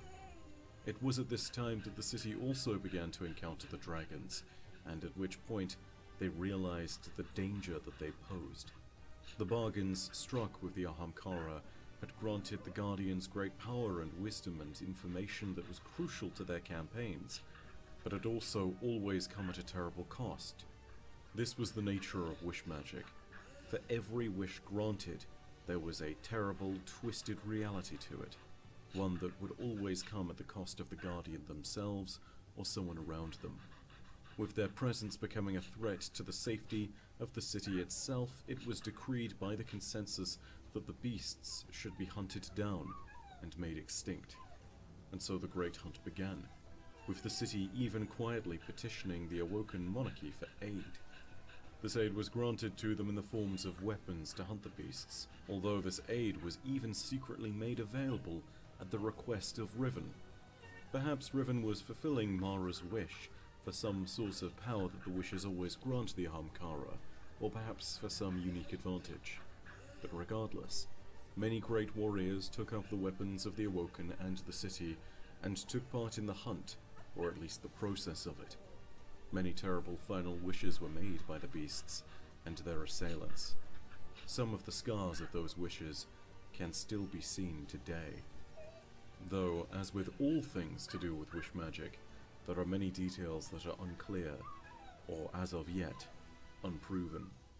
Regardless, the Ahamkara were hunted to the very brink of extinction, with only Riven surviving, trapped within the fortified citadel at the heart of the Dreaming City, in a place known as the Queen's Walk. With that, the only way the Ahamkara could communicate to us was through their remains, which held some of their latent power. But for the most part, it would be generations, even hundreds of years, before the Guardians saw another Ahamkara ever again. However, it was not just the Ahamkara that would start to see their end in this time. The days of the Iron Lords were also numbered. They had continued to exist and to defend the city as they grew in number, sending out Guardians from their base of operations on Fellwinter Peak. The Order had grown to at least 100 in number, but Radagast lamented that whilst he and his Iron Lords could defend humanity and watch over the vast tracts of Earth, they could not so easily return humanity to its golden age of technology. But when Lord Timur, a warlock of the Iron Lords, discovered records of the lost golden age technology of Siva, Radagast leapt into action. The nanotechnology could potentially rebuild the marvels that humanity had lost, and with it at their command, there was the potential for them to do even more incredible things. When the location of the technology's whereabouts had been discovered, particularly the replication complex in the northeastern section of the Cosmodrome, every one of the Iron Lords descended on that part of the world in force, hell-bent on claiming the technology for humanity. It was discovered that the billions upon billions of Siva nanites were still under the command of a fragment of the Warmind Rasputin, and in a moment that would resound throughout the ages, the infamous Iron Lord warlock known as Fellwinter attempted to commune with the shard of Rasputin. However, for reasons not truly understood, the Warmind sent its response in the form of a 3-word command to the millions of nanites of Siva. This command would spell doom for the Iron Lords that laid claim to this ancient technology. Those words?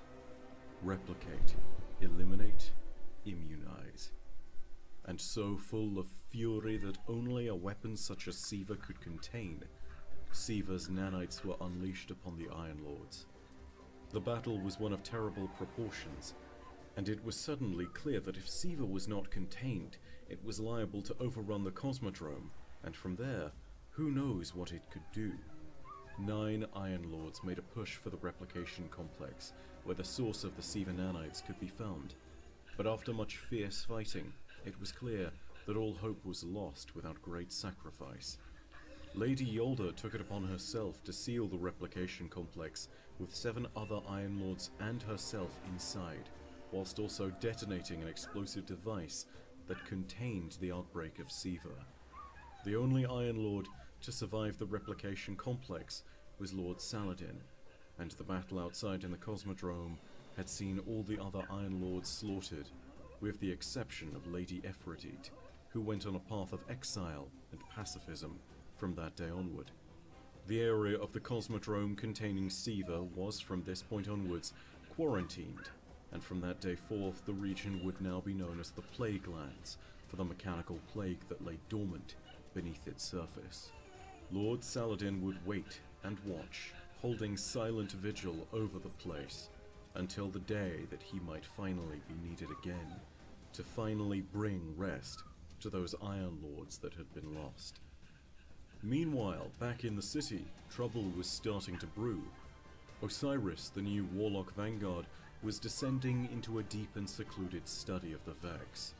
He knew that other threats to the city, such as the Fallen, did exist, but his research had left him convinced that the Vex represented the greatest present danger to the forces of the city and to the Guardian Orders.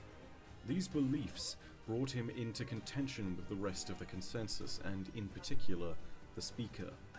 When Osiris sought to publish his findings in order to arm the people of the city with knowledge, The people instead took to them not as scientific study or fact, or even merely as speculation by a scholar.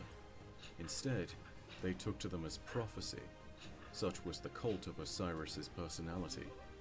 The speaker then saw this as an attempt to radicalize and split the population of the city between those that supported Osiris and those that supported the consensus. The speaker even took to the extreme measure of burning the prophecies of Osiris, and began to speak of the once revered warlock as though he was a curse. One day, the speaker called the consensus to order and declared that Osiris was a tumor to an otherwise healthy body, and called for a motion to exile the warlock. It was at this moment, however, that Osiris entered the hall of the consensus and accepted the decision wholeheartedly. Osiris left the city and headed out into the territories of the Vex so he could fight them on their own ground. But what Osiris could not take with him was the impact that he'd made upon the city and its people. This was irreversible, and would sow the first seeds of dissent against the Vanguard, the city, and the consensus. Seeds that perhaps can still be felt to this day, seeds that perhaps have dwindled and died, but regardless, Osiris's cult would leave a mark. There was, however, little time for this disunity amongst the people and the guardians of the city. A foe on the horizon that was all too familiar was beginning to raise its ugly head, and all of the forces of the city would need to muster in order to face it. The fallen houses were starting to coordinate and gather their forces.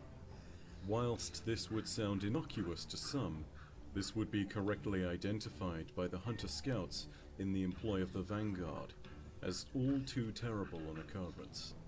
The fallen houses were normally fiercely territorial, and would fight amongst themselves to maintain the status quo. But for them all to be collaborating meant that they needed to unite under a common cause, and this could only be one thing: the Great Machine. Having seen the House of Devils so firmly rebuked by the city at the Battle of the Six Fronts, it was clear to the Fallen that it would take the forces of more than just a single house to have any chance of breaking the city and claiming the Great Machine for their own. And so the four greatest houses in the system came together with a united purpose: to reclaim their heritage lost in the whirlwind by right of war. The House of Devils, Kings, Winter, and Wolves collected their forces and made plans to converge on the city as a united armada that would blot out the stars with their numbers. Millions of Fallen were assembled for what was quite possibly the most colossal battle in the history of the city. It was believed that with their combined might, the houses would be unstoppable, and that united under a joint banner they would not only reclaim the Great Machine, but also destroy their bitter human rivals, once and for all. The battle for the city that would take place that day would be known as the Battle of the Twilight Gap. The city prepared for the attack, and the defense was organized by three titans. Lord Saladin led the defenses, and was in command of all deployments of the forces of the city. His two commanders would be given specific forces and would be able to assist in holding the wall from the front line. The fighting was ferocious, and it appeared as though the Fallen had humanity backed into a corner as the forces of the Devils, Winter, and Kings pushed hard against the Twilight Gap, a small segment of fortifications that was being quickly overrun. Saladin saw this and was dismayed, calling for all forces to fall back to the next district. Lord Shax, who was at the Twilight Gap, saw this and could not abide by such a notion, for he knew that falling back could very well mean the doom of the city. He was left with a choice. He could either obey orders and fall back to the city, or he could hold his ground and defend the Twilight Gap with everything that he had left. In that moment, Shax held the fate of the last safe city and of all of humanity in his hands. And luckily for us, he chose to disobey his orders. He called his fire team, including the fabled gunslinger Anna Bray, the Sunbreaker weapons crafter known as Lui Feng, and three other guardians known as Keshi 32, Abdi, and Truce. Together the six of them fought, back to back, side by side, dying over and over, defending the very soil for the hallowed place that it was. For this was the last bastion of hope, and they would defend it until the last of their light was spent. The Firebreak Order would have been proud. They had stood their ground and chosen a place upon which it would be worthy for them to die. But they would not fall, and after enough time had passed, the other defenders were able to reorganize and create a counterattack. The reinforcements included Andal Brask, the Hunter Vanguard, and Commander Zavala, the other sub-commander of the city's forces. Now reunited with their fellow Guardians, they would begin to sweep back the tide of Fallen, and with that, any chance of the Fallen claiming the Traveler was snuffed out for good. Lord Shaxx, with his decisions in that split second, had saved the last safe city. This represented a landmark moment for the city. Not only was it truly a stellar victory for the forces of the city over the Fallen, but it set into motion a spirit of indomitable confidence within the Guardian Orders. The Fallen had gathered the full measure of their might to contest the city, and in spite of those close odds, the attack had been squarely repelled. Shaxx, however, would feel repercussions of this day. Him, Zavala, and Saladin would never quite be friends again, thanks to his insubordination on that day. Regardless, Shaxx would gain a level of prestige that was unparalleled, and would go down in the history of the city as a living legend. But the cost of this victory would also be immense. Many legendary Guardians had fallen that day, and the ranks of those that remained were stretched thin. Amongst those supposedly lost was Anna Bray, who had been seen by Zavala falling from the city after being assailed by a fallen captain. The city mourned for the losses, but in a way, it also made the city stronger, as the loss brought a series of actions from the city's citizens and guardians that proved its own resolve. Many attempts were made to honor the heroic guardians that had fallen that day, but the most notorious of these attempts was not some statue commissioned or a bank of flowers left in the tower. Instead, it was the creation of two genius inventors known as Faisal Crux and Victor Lomar of the Crux Lomar foundries. They were responsible for creating much of the city's heavy ordnance, and with this goal of honoring the guardians that had fallen that day in mind, there was a pure intent that they had realized, and they saw to the development of a new weapon through what would be known as Project Heimdall. This would involve the melting down of the armor of those guardians lost at the Battle of Twilight Gap. They would then see that armor reforged into one of the most infamous weapons in the history of humanity, the Yalahorn shoulder-mounted launcher system. Not only did it contain revolutionary technology in the form of the Wolfpack rounds, but it also howled with the fury of the Guardians that had fallen that day, fighting back not just with the explosive fire that one would expect, but also with the light of those Guardians that had fallen. Others still honored those that had fallen that day with actions that were more direct. Saint 14 was the most notorious amongst them, and took it upon himself to personally conduct the Great Crusades. These were great attacks against the fallen that he undertook alone. These campaigns were incredibly successful, and as time went on, each of the houses were beaten back. Eventually, the Crusades were so successful that Saint 14 found himself dueling with Sulcus, the Kell of the House of Devils. Sulcus eventually held the Titan in a choking grip, and it was almost at the point where Saint was defeated. But the Titan rolled back his shoulders and head, with every ounce of strength remaining, and used it to headbutt the Kell of the fallen House of Devils so hard that the Kell's skull caved in, killing him instantly. Saint 14 stood, alive and victorious. Saint was then contacted by the Speaker, and although the Speaker wished him to return home, having heard news of Osiris being spotted on Mercury, Saint headed out there to find him, and was never seen again. However, what is overlooked by some is that the glorious victory at Twilight Gap would have been impossible without the intervention of another infamous figure within the system, namely, the awoken queen of the reef, Mara Sov. She saw the Fallen communicating with each other across the system, and it was the House of Wolves that had disturbed her. Their fleet had gathered from the Jovian moons and was making a resupply run at the asteroid of Ceres, which lay squarely in Awoken territory. The Queen had two possible choices.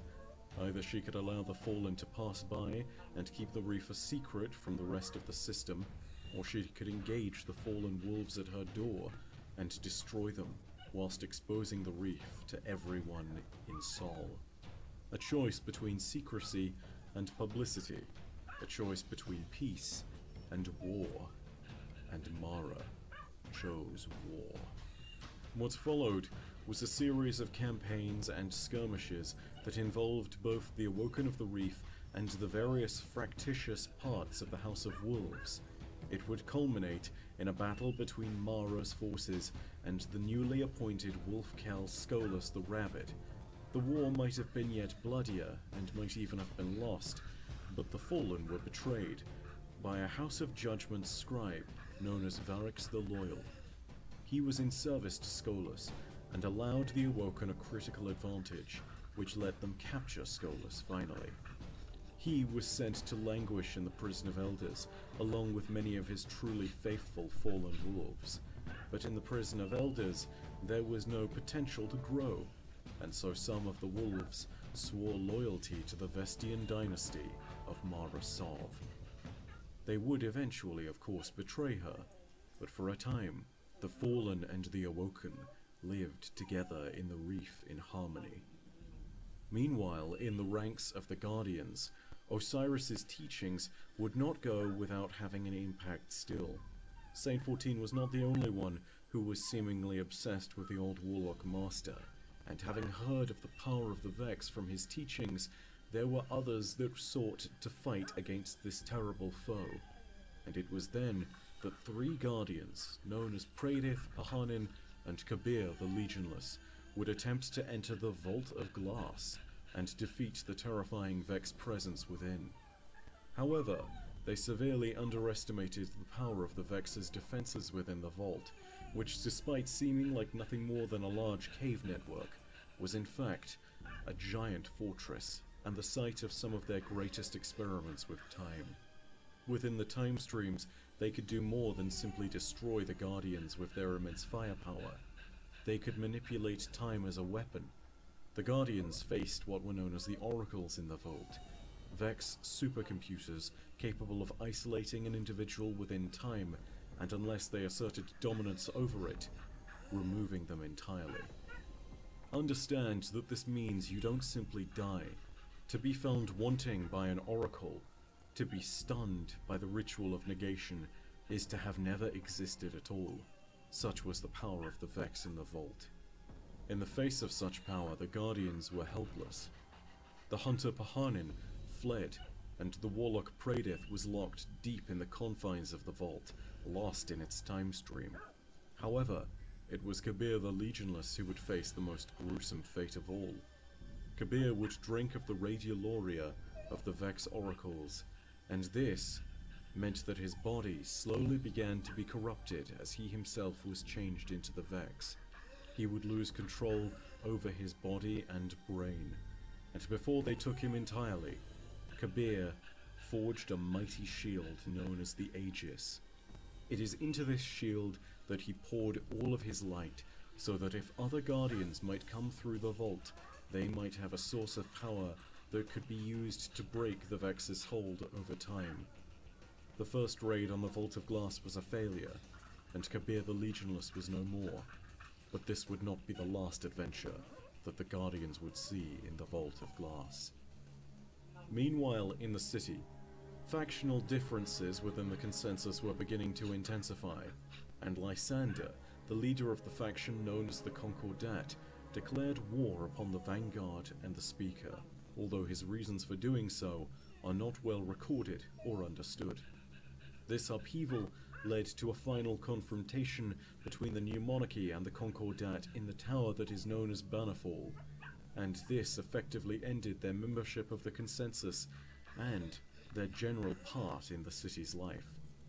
In their place, another faction known as the Future War Cult was promoted to the rank of full Consensus member. Around this time, the Consensus records also Guardian make sacrifice. the first real mention of Lord Shaxx and his Crucible, the objective of which was simply to allow Guardians to train by fighting each other. Guardians had long had a habit of fighting and settling differences through combat, but Shaxx's Crucible formalized the practice and acted as a tempering flame to the blade that was the young Guardians entering the ranks that had so recently been filled with heroes. The Crucible over time became more and more engraved in the city's culture, and eventually became a televised sport within the city, with residents placing bets and supporting their favored Guardians or clan-based teams with incredible vigor, just as one might support any other sporting team today. The games led to a sense of honor and chivalry for most, because even as the Guardians fought each other, they made each other stronger in the process. But that strength would still not be enough to stop the most aggressive of adversaries. It had been some time since the attack on Twilight Gap, and the Fallen had not made another assault on the city in some time. However, this was not to say that the Fallen weren't still a menace. Long prior to Twilight Gap, the wilds were haunted by the whispers of a fallen mercenary called Taniks the Scarred, who was a gun for hire amongst the Fallen, one who would pursue Guardian targets in particular at the behest of those who could pay a handsome price. A mercenary through and through, but a devious one with a mean streak and a habit for destroying Guardians entirely. After encountering him in the field, the hunter Andal Brask and his close friend Cade Six made what would be known as the Vanguard Dare.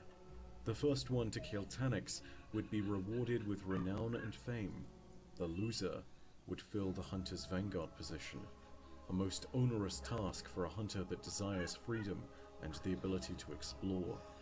Cade went on to win the contest, killing Taniks, but the problem was that Cade had not simply killed a being of mortal flesh. Taniks was more mechanical than biological, and every death would simply mean his reconstruction. In time, Taniks would find vengeance, and sometime after the Fallen had been served their bitter defeat at Twilight Gap, Taniks would serve vengeance by slaughtering Andal Brask. Feeling guilt and a responsibility for not having been able to kill Taniks, Cade took the place of the Hunter Vanguard in Andal's stead. The loss of the Hunter's Vanguard could have been a deterrent to the Consensus and the FOTC generally, but perhaps emboldened by the city's dominant position or believing with hubris that they could reclaim the glory of the Golden Age, they set their sights on a grand military goal. When the first men landed on the moon in the 20th century, they marked themselves as true pioneers of humanity and human civilization. For better or for worse, the Consensus sought to emulate their forebears and sought to reclaim the moon from the Hive. Some would call it brave, the wise would call it madness. Lord Shaxx, having faced the Hive and the might of their swords before, would inform the Consensus in no uncertain terms of the mistake that they were making, pleading with them to call off the attack after having witnessed their power at another smaller skirmish known as the Battle of the Burning Lake. The Consensus, however, was unmoved, and the Expeditionary Army was approved. The city gathered together the first and last army of Guardians to serve on a mass offensive against the alien force in Sol. Over 1,000 Guardians journeyed to the moon and touched down with the intent to claim it from the Hive by force. However, in spite of the might of over 1,000 Guardians being present on the moon's surface, the banners of the Cormorant Seal would meet stern resistance from the Hive.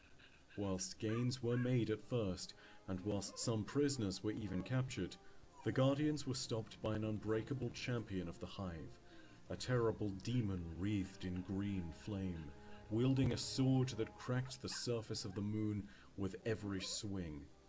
It was here that the Battle of Mare Imbrium would be fiercest, and it was here that the Guardians would first face Crota, the Eater of Hope, the son of Oryx. His counter-assault on the Guardian forces was so vicious and complete that it is better remembered as butchery. The Guardian forces had to pull back, having lost many of their number, and so the Battle of Mare Imbrium ended in crushing defeat. As the beleaguered Guardian forces fled the moon's surface, they left behind many dead, and would forever remember the failed assault on the moon by a terrible different name. They would remember it as the Great Disaster. The aftermath of this calamitous event was far-reaching and tragic, but there is one tragedy that rises to prominence above all the others: the tragedy of Eriana III and Wei Ning. Eriana III was a warlock of the Praxic Order, and at Mare Imbrium she had lost her lover, Wei Ning, a mighty Titan warrior, who at the hands of Crota had been slain. Wishing for revenge, Eriana sought a means by which she could assail the Hive and destroy Crota, but she would not receive any assistance from the city following their terrible defeat, as the Consensus suspended all cislunar Guardian operations and stated that any to step onto the moon's surface did so alone. Eriana's vengeance would have to be attained another way. She was joined in her struggle by a hunter of the Hidden, a mysterious organization run by Ikora Rey. This hunter was Eris Morn, and she too was hell-bent on avenging those who had fallen to Crota's blades on the surface of the moon. Together, they knew that in order to defeat their enemy, they needed to understand them, and if they expected any success in this matter, they needed to find someone who knew the Hive better than most. And so it was that they sought out the exiled warlock master of Hive Arcana. They sought out Toland, the Shattered One. His exile was originally due to his heretical beliefs and his adoption of the Hive's very own sword logic as his core values. He believed that the darkness would be victorious with this simpler, more effective logic of battle. And with Toland at their side, a team began to form. Eris, Toland, and Eriana were joined by two hunters known as Omar-Gar and Saimota, and a mighty titan of the Pilgrim Guard known as Veltalo. Together, the fire team would assemble and assault the Hellmouth and take the fight to the Hive. 6 of them would go down into the pit, seeking revenge for those they'd lost, or seeking power locked deep within the Hive fortress. Veltalo was defeated by a mass of thralls that swarmed over him, and though the thrall were weak individually, as a horde, they tore the Titan limb from limb. Saimota was lost at the hands of Omnigul, the will of Crota, and the mother of his spawn. Eris was the last to see Omar-Gar, who had been captured and broken by the Hive, suffering possibly a worse fate than death, for his light was torn from him like flesh from bone, and was fed to a new generation of Crota's spawn. He died in agony so unimaginable that only in the cruel minds of the Hive could it even be contemplated. Eriana III and Toland made it down into the stills at the very bottom of the Hellmouth, and even made it into Crota's Ascendant realm, the Oversoul throne. It was here, in the apex of Crota's power, that Toland showed his true colors. He conversed with the death singer Yurt, and his curiosity to understand her death song was met with a culling. He was stricken from his mortal body by her power, and his soul was loosed into the Ascendant realm, where he would wander the Sea of Screams, much to his delight, much to his interest. Then, it was only Eriana who stood before the power of the Hive Prince. Her death is not recorded, but it is assumed without a doubt that she perished. This left only one, Eris Morn. Eris, who was now deep in the Hellmouth, and who had lost her sight and her ghost. She should have died at the hands of the Hive, and yet she went on and survived, and stole back her sight using the eyes of an acolyte as her own, and for hundreds of years she dwelled in the depths of the Hellmouth. With the loss at Mare Ibrium and the failure of the first fire team to defeat Crota's forces, the city descended once again into an age where darkness seemed very palpable and very terrifying. The forces of the enemy pressed in around us, and the once great power that had radiated from the Guardians had started to wane. The city held its breath as the last tower stood in defiance against the night. Tales once told to frighten children slowly stopped, as the children were frightened anyway. And in the hour of great darkness that had descended upon us, something glimmered. It was not something that the city was unused to, but it was something that it had forgotten. Hope. Hope would find us. And that hope was you.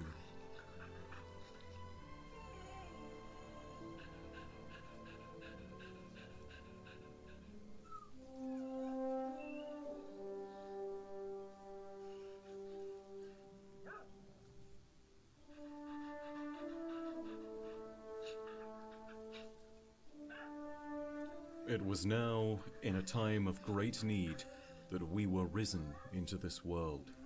But even as we took our first steps, we were in grave danger. After evading the Fallen, we found an old Arcadia jump ship, capable of taking us to the last safe city. Guided by our ghost, we made our way past mountains and through storms, and it was here that we were informed of the true mission of every Guardian: to push back the darkness and to assist each other and fight for the light. We would go and assist Guardians on Earth and beyond, but first, we needed to head back to the Cosmodrome to slay Rixus.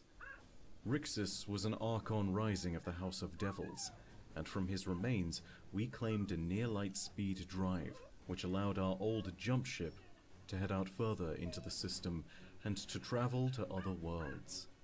It was then that we explored the abandoned Cosmodrome, and found not only that the Fallen were trying to break through the firewalls of a fragment of the Warmind Rasputin, a fragment of which was located in the Cosmodrome on Earth, but also it was when we discovered a hive nesting ground. This nest had been built into the old Skywatch of Earth, and it was led by a witch who we killed. The ghost handily assumed and deduced that the witch had to have come from the moon.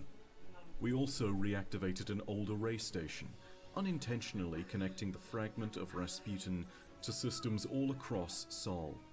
Finally, we took on the Fallen Devils in their home turf, defeating their High Servitor, Sepix Prime, and dealing a crippling blow to the house.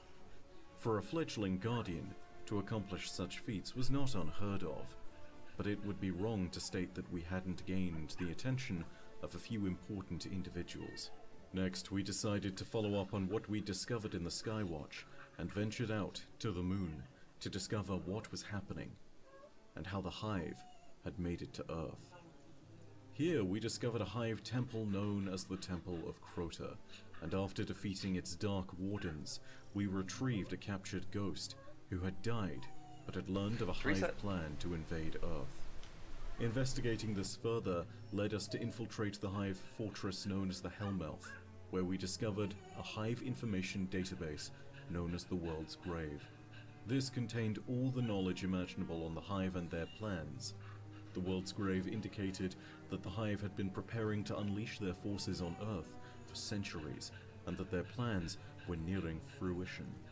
It was our job then to blunt the Hive offensive in any manner we could, and from here we then ventured back into the Hive fortress for several sorties, the first of which allowed us to destroy the physical manifestation of the Hive champion Crota's sword, and venturing deeper into the inner recesses of the fortress allowed us to destroy a shrine to Oryx himself, and defeat its guardian, Sardok. Finally, however, we received a desperate communication from the speaker, stating that they believed that the Hive were engaged in a ritual that was draining the Traveler of its light. We immediately rushed back to the Temple of Crota to infiltrate the fortress once again and stop the ritual. But it was here that we were greeted by a mysterious voice, the Exo-Stranger.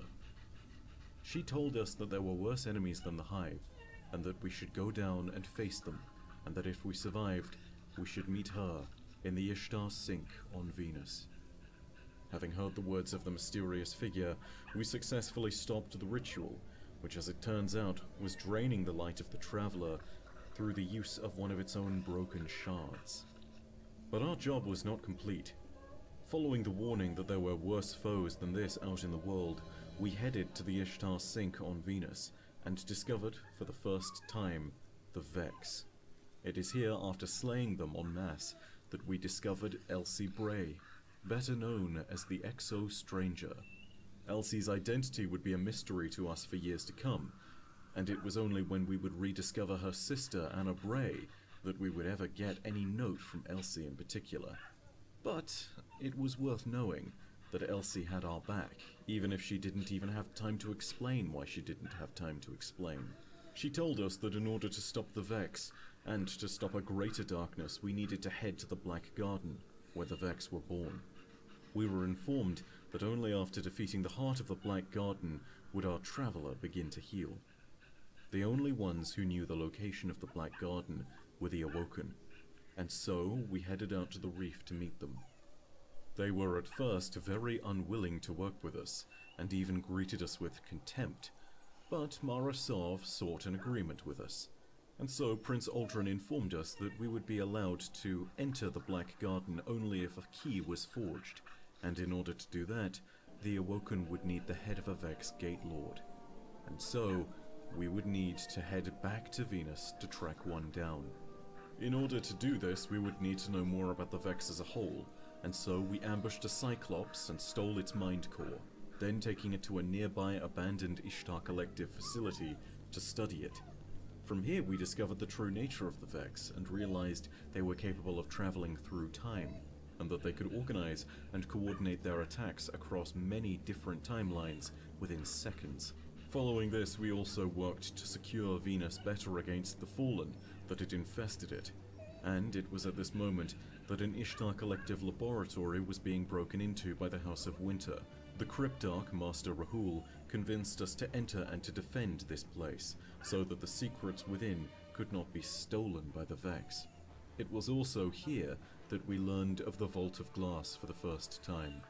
Tracing back the fallen intruders, we discovered a ketch belonging to the House of Winter, and boarded it, killing not only many members of its crew, but also its leader, the Kell of the House of Winter. Finally, we went to the Infinite Steps, and besieged the Gate Lord Zydron, taking its head and bringing it back to the Awoken Queen. Prince Aldrin then extracted the eye of the Gate Lord, allowing us to impersonate it and enter the Black Garden. However, the eye itself needed to be charged, and so we were told the location of the Black Garden and sent upon our way. We took the eye with us, knowing that this was our only chance of getting inside. We eventually found the gate to the Black Garden within Meridian Bay's greater region known as the Valley of the Kings. The gate was massive and ominous, and even pulsed with some kind of strange power, but we could not access it immediately. This time, we would need to find more about what was going on, and so we investigated Mars. First, we looked more into the Vex, and realized that they were returning home here, and that the Black Garden and Mars were in fact the origin of the Vex. And we also investigated the Dust Palace, a place where the Cabal had been invading and were attempting to co-opt a Warmind system. It was there that we checked the subsystem in question and found that it was occupied by none other than the fragment of Rasputin that we had earlier been facing on Earth. Finally, we discovered a way of charging the Gate Lord's eye and defeating the Primus of the Blind Legion in our quest to utilize a Vex Spire to accomplish this. The Vex Spire was within the heart of Cabal territory, and so we had to raid a heavily armed and defended base, but we were successful nonetheless, and now was our chance to assault the Black Garden for good. As we made our assault, we made our way through copious numbers of Vex frames that were clearly ancient, and as we entered the Black Garden, these ancient frames were covered in moss. Such was the way of the Black Garden. It was a place where life flourished. But something dark had infected the heart of this place, and had infected the Vex as well.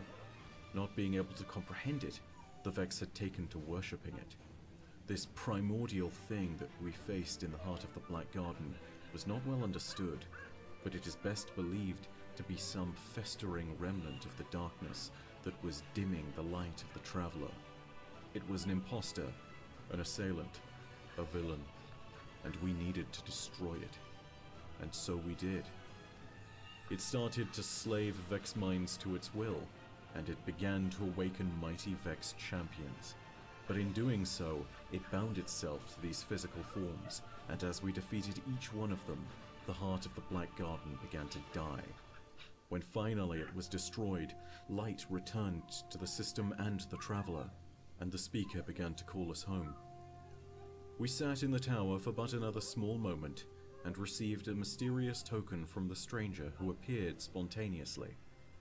The token was her rifle, and with that, she told us that there were many other terrible, dark things out in the system. And so, we moved on. But our first few adventures were not just yet completed. There was one more that we would see to. The vengeance of Kabir, Pahanin, and Pradith. The Vault of Glass had lain dormant since that fire team raided its inner depths and was repelled. But it was now our fate to take on this challenge. We descended into darkness with 5 other Guardians, and using the Aegis left behind by Kabir, we defeated the Templar and its oracles, made our way through the Gorgon's labyrinth, and descended into the heart of the vault, finally discovering the Glass Throne. It was at the heart of this place that we encountered the true power of the Hazen Lords. That power was Atheon, Time's Conflux, a Vex frame capable of manipulating the threads of time itself, sending both its minions and us backwards and forwards in time. But with the light, we had learned to wield and express our might, and it showed us clearly one thing. Even though Atheon commanded the threads of fate itself, we were Guardians, and we were above such petty causality. For Guardians sampled the truth of paracausality. The power of the light and dark applied to us as well, and we were able to manipulate the fabric of the universe with our very will. Guardians would not have their fate made for them. Guardians would make their own fate. And so Atheon was defeated, and the Vault of Glass was sundered. At long last, the fire team that had entered so long ago could all be put to rest. But this was only our first adventure, and there were many more on the horizons, the first of which would set off a chain of events that would culminate not only in our strengthening and the renewal of yet more light, but it would result in the death of gods and kings.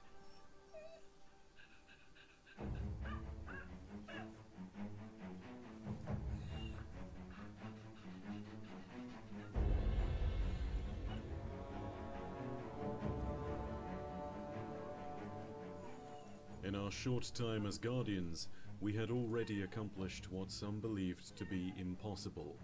But our duty as Guardians had only just begun. It was hardly a few months into our new lives when the first of the many crises that would come our way would rear its ugly head. That challenge was the rising Hive invasion on the moon that would now be spurred into action by its new ascendant champion, the Hive Prince Crota. His horde would rise to start their incursion on Earth, and the invasion would be one of terrible consequences were it not for a single lost soul that returned to us, Eris Morn, the last. She had been lost within the Hellmouth for so long, but with the impending danger of Crota's invasion, she managed to escape and made her way back to the tower where she would be able to warn us of the coming invasion. Though Zavala and the speaker saw her new eyes torn from an acolyte to be a sign of corruption, Ikora Ray, the hidden leader, was pleased to see her agent return alive, and rightly trusted her to remain loyal to the tower in this time of great need. Eris would then direct us in a series of skirmishes and tactical strikes to defeat the invading forces of Crota, and to stop the invasion before it could get worse. First, we were directed to attack Sardon, the Fist of Crota, the commander of his armies on Earth. After breaking him and leaving him ruined within the caverns below the Cosmodrome, we then decided to interfere with an attack on the systems of Rasputin that would lead us into a new place known as the Seraphim Vault. If Omnigul and her forces were able to control the Warmind, or even merely disable it, then the victory of the Hive would be almost assured.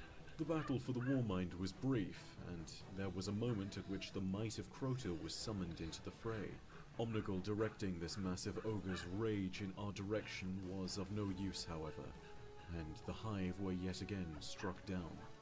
And here, there was an opening for a perfect counterattack.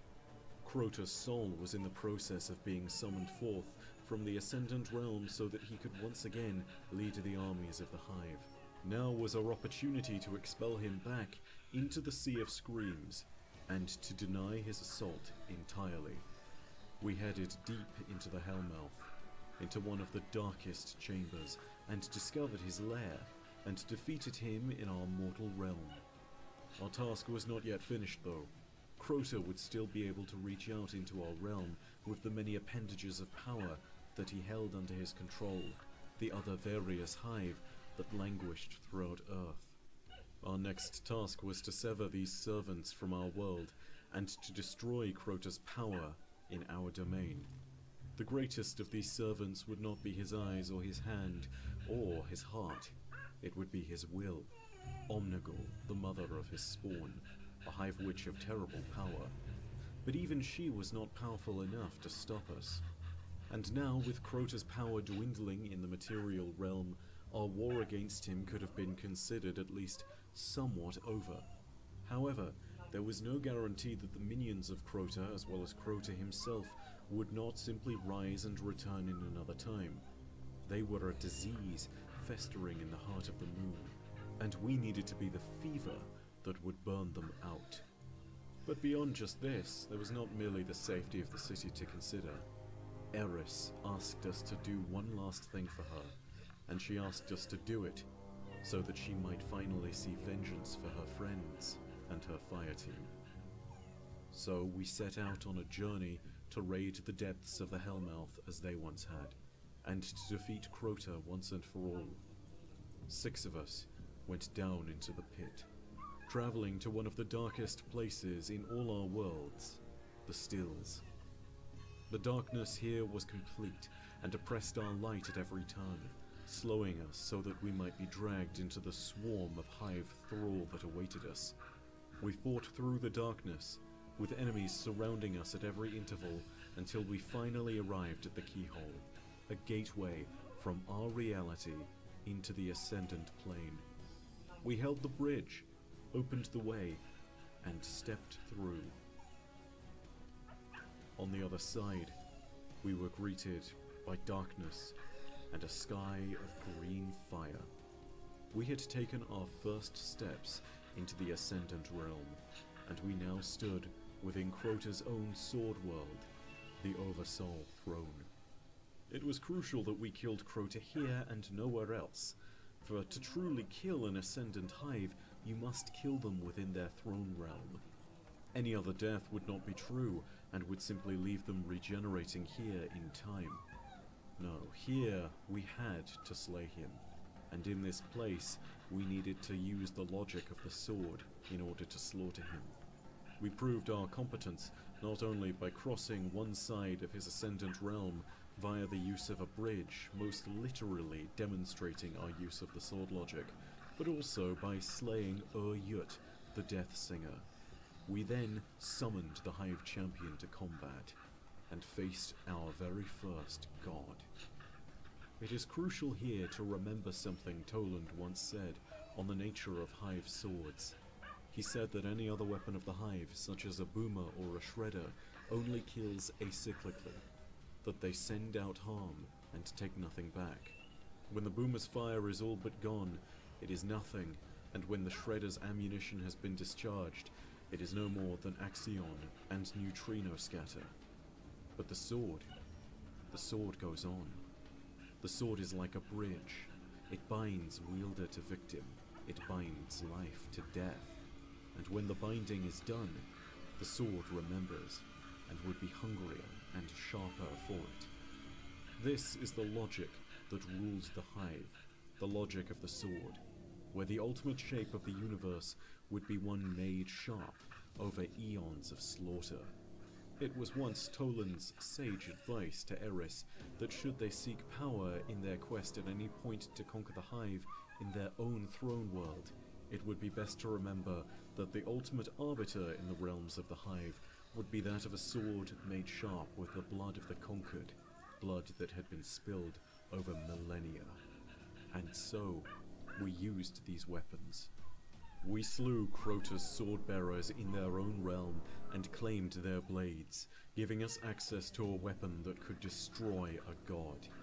And so, with our light, we stunned the god prince, and with the weapons of the hive, with his own sword, we sundered him from existence. At long last, Eris's fireteam would know some form of peace, and Waning's death, as well as Ariana's, had been avenged. But woe to those that believed our struggle to be over, for at the moment of his death, Crota cried out across the night, and soon the night would answer.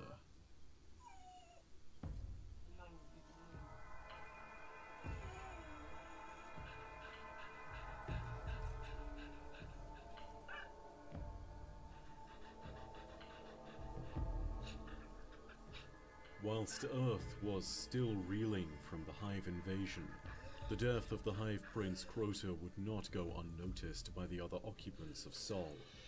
And so it happened that the Queen of the Reef would have use of such a talented guardian. The disgraced former Kell of the House of Wolves, Skolas the Rabbit, was released by the Nine, for reasons unknown.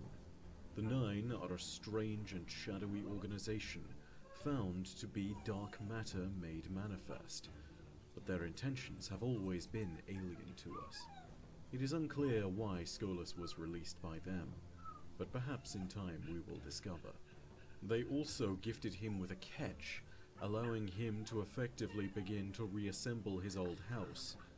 Mara's usurpation of the fallen wolves had always been an interesting question of loyalty for those that swore allegiance to her, and the fallen that had joined her had now betrayed her, rejoining their old Kell Skolas. Nope, I can't do anymore. 2.5 hours, that's good enough for me. 2.5 hours today is good enough for me. Did cost the lives of many awoken corsairs. Ugh, But this, Jesus fuck. Mara would know no boundary to vengeance, and Fucking her fury hand would be hurts like legendary. holy hell. She opened the reef to the Guardians and petitioned them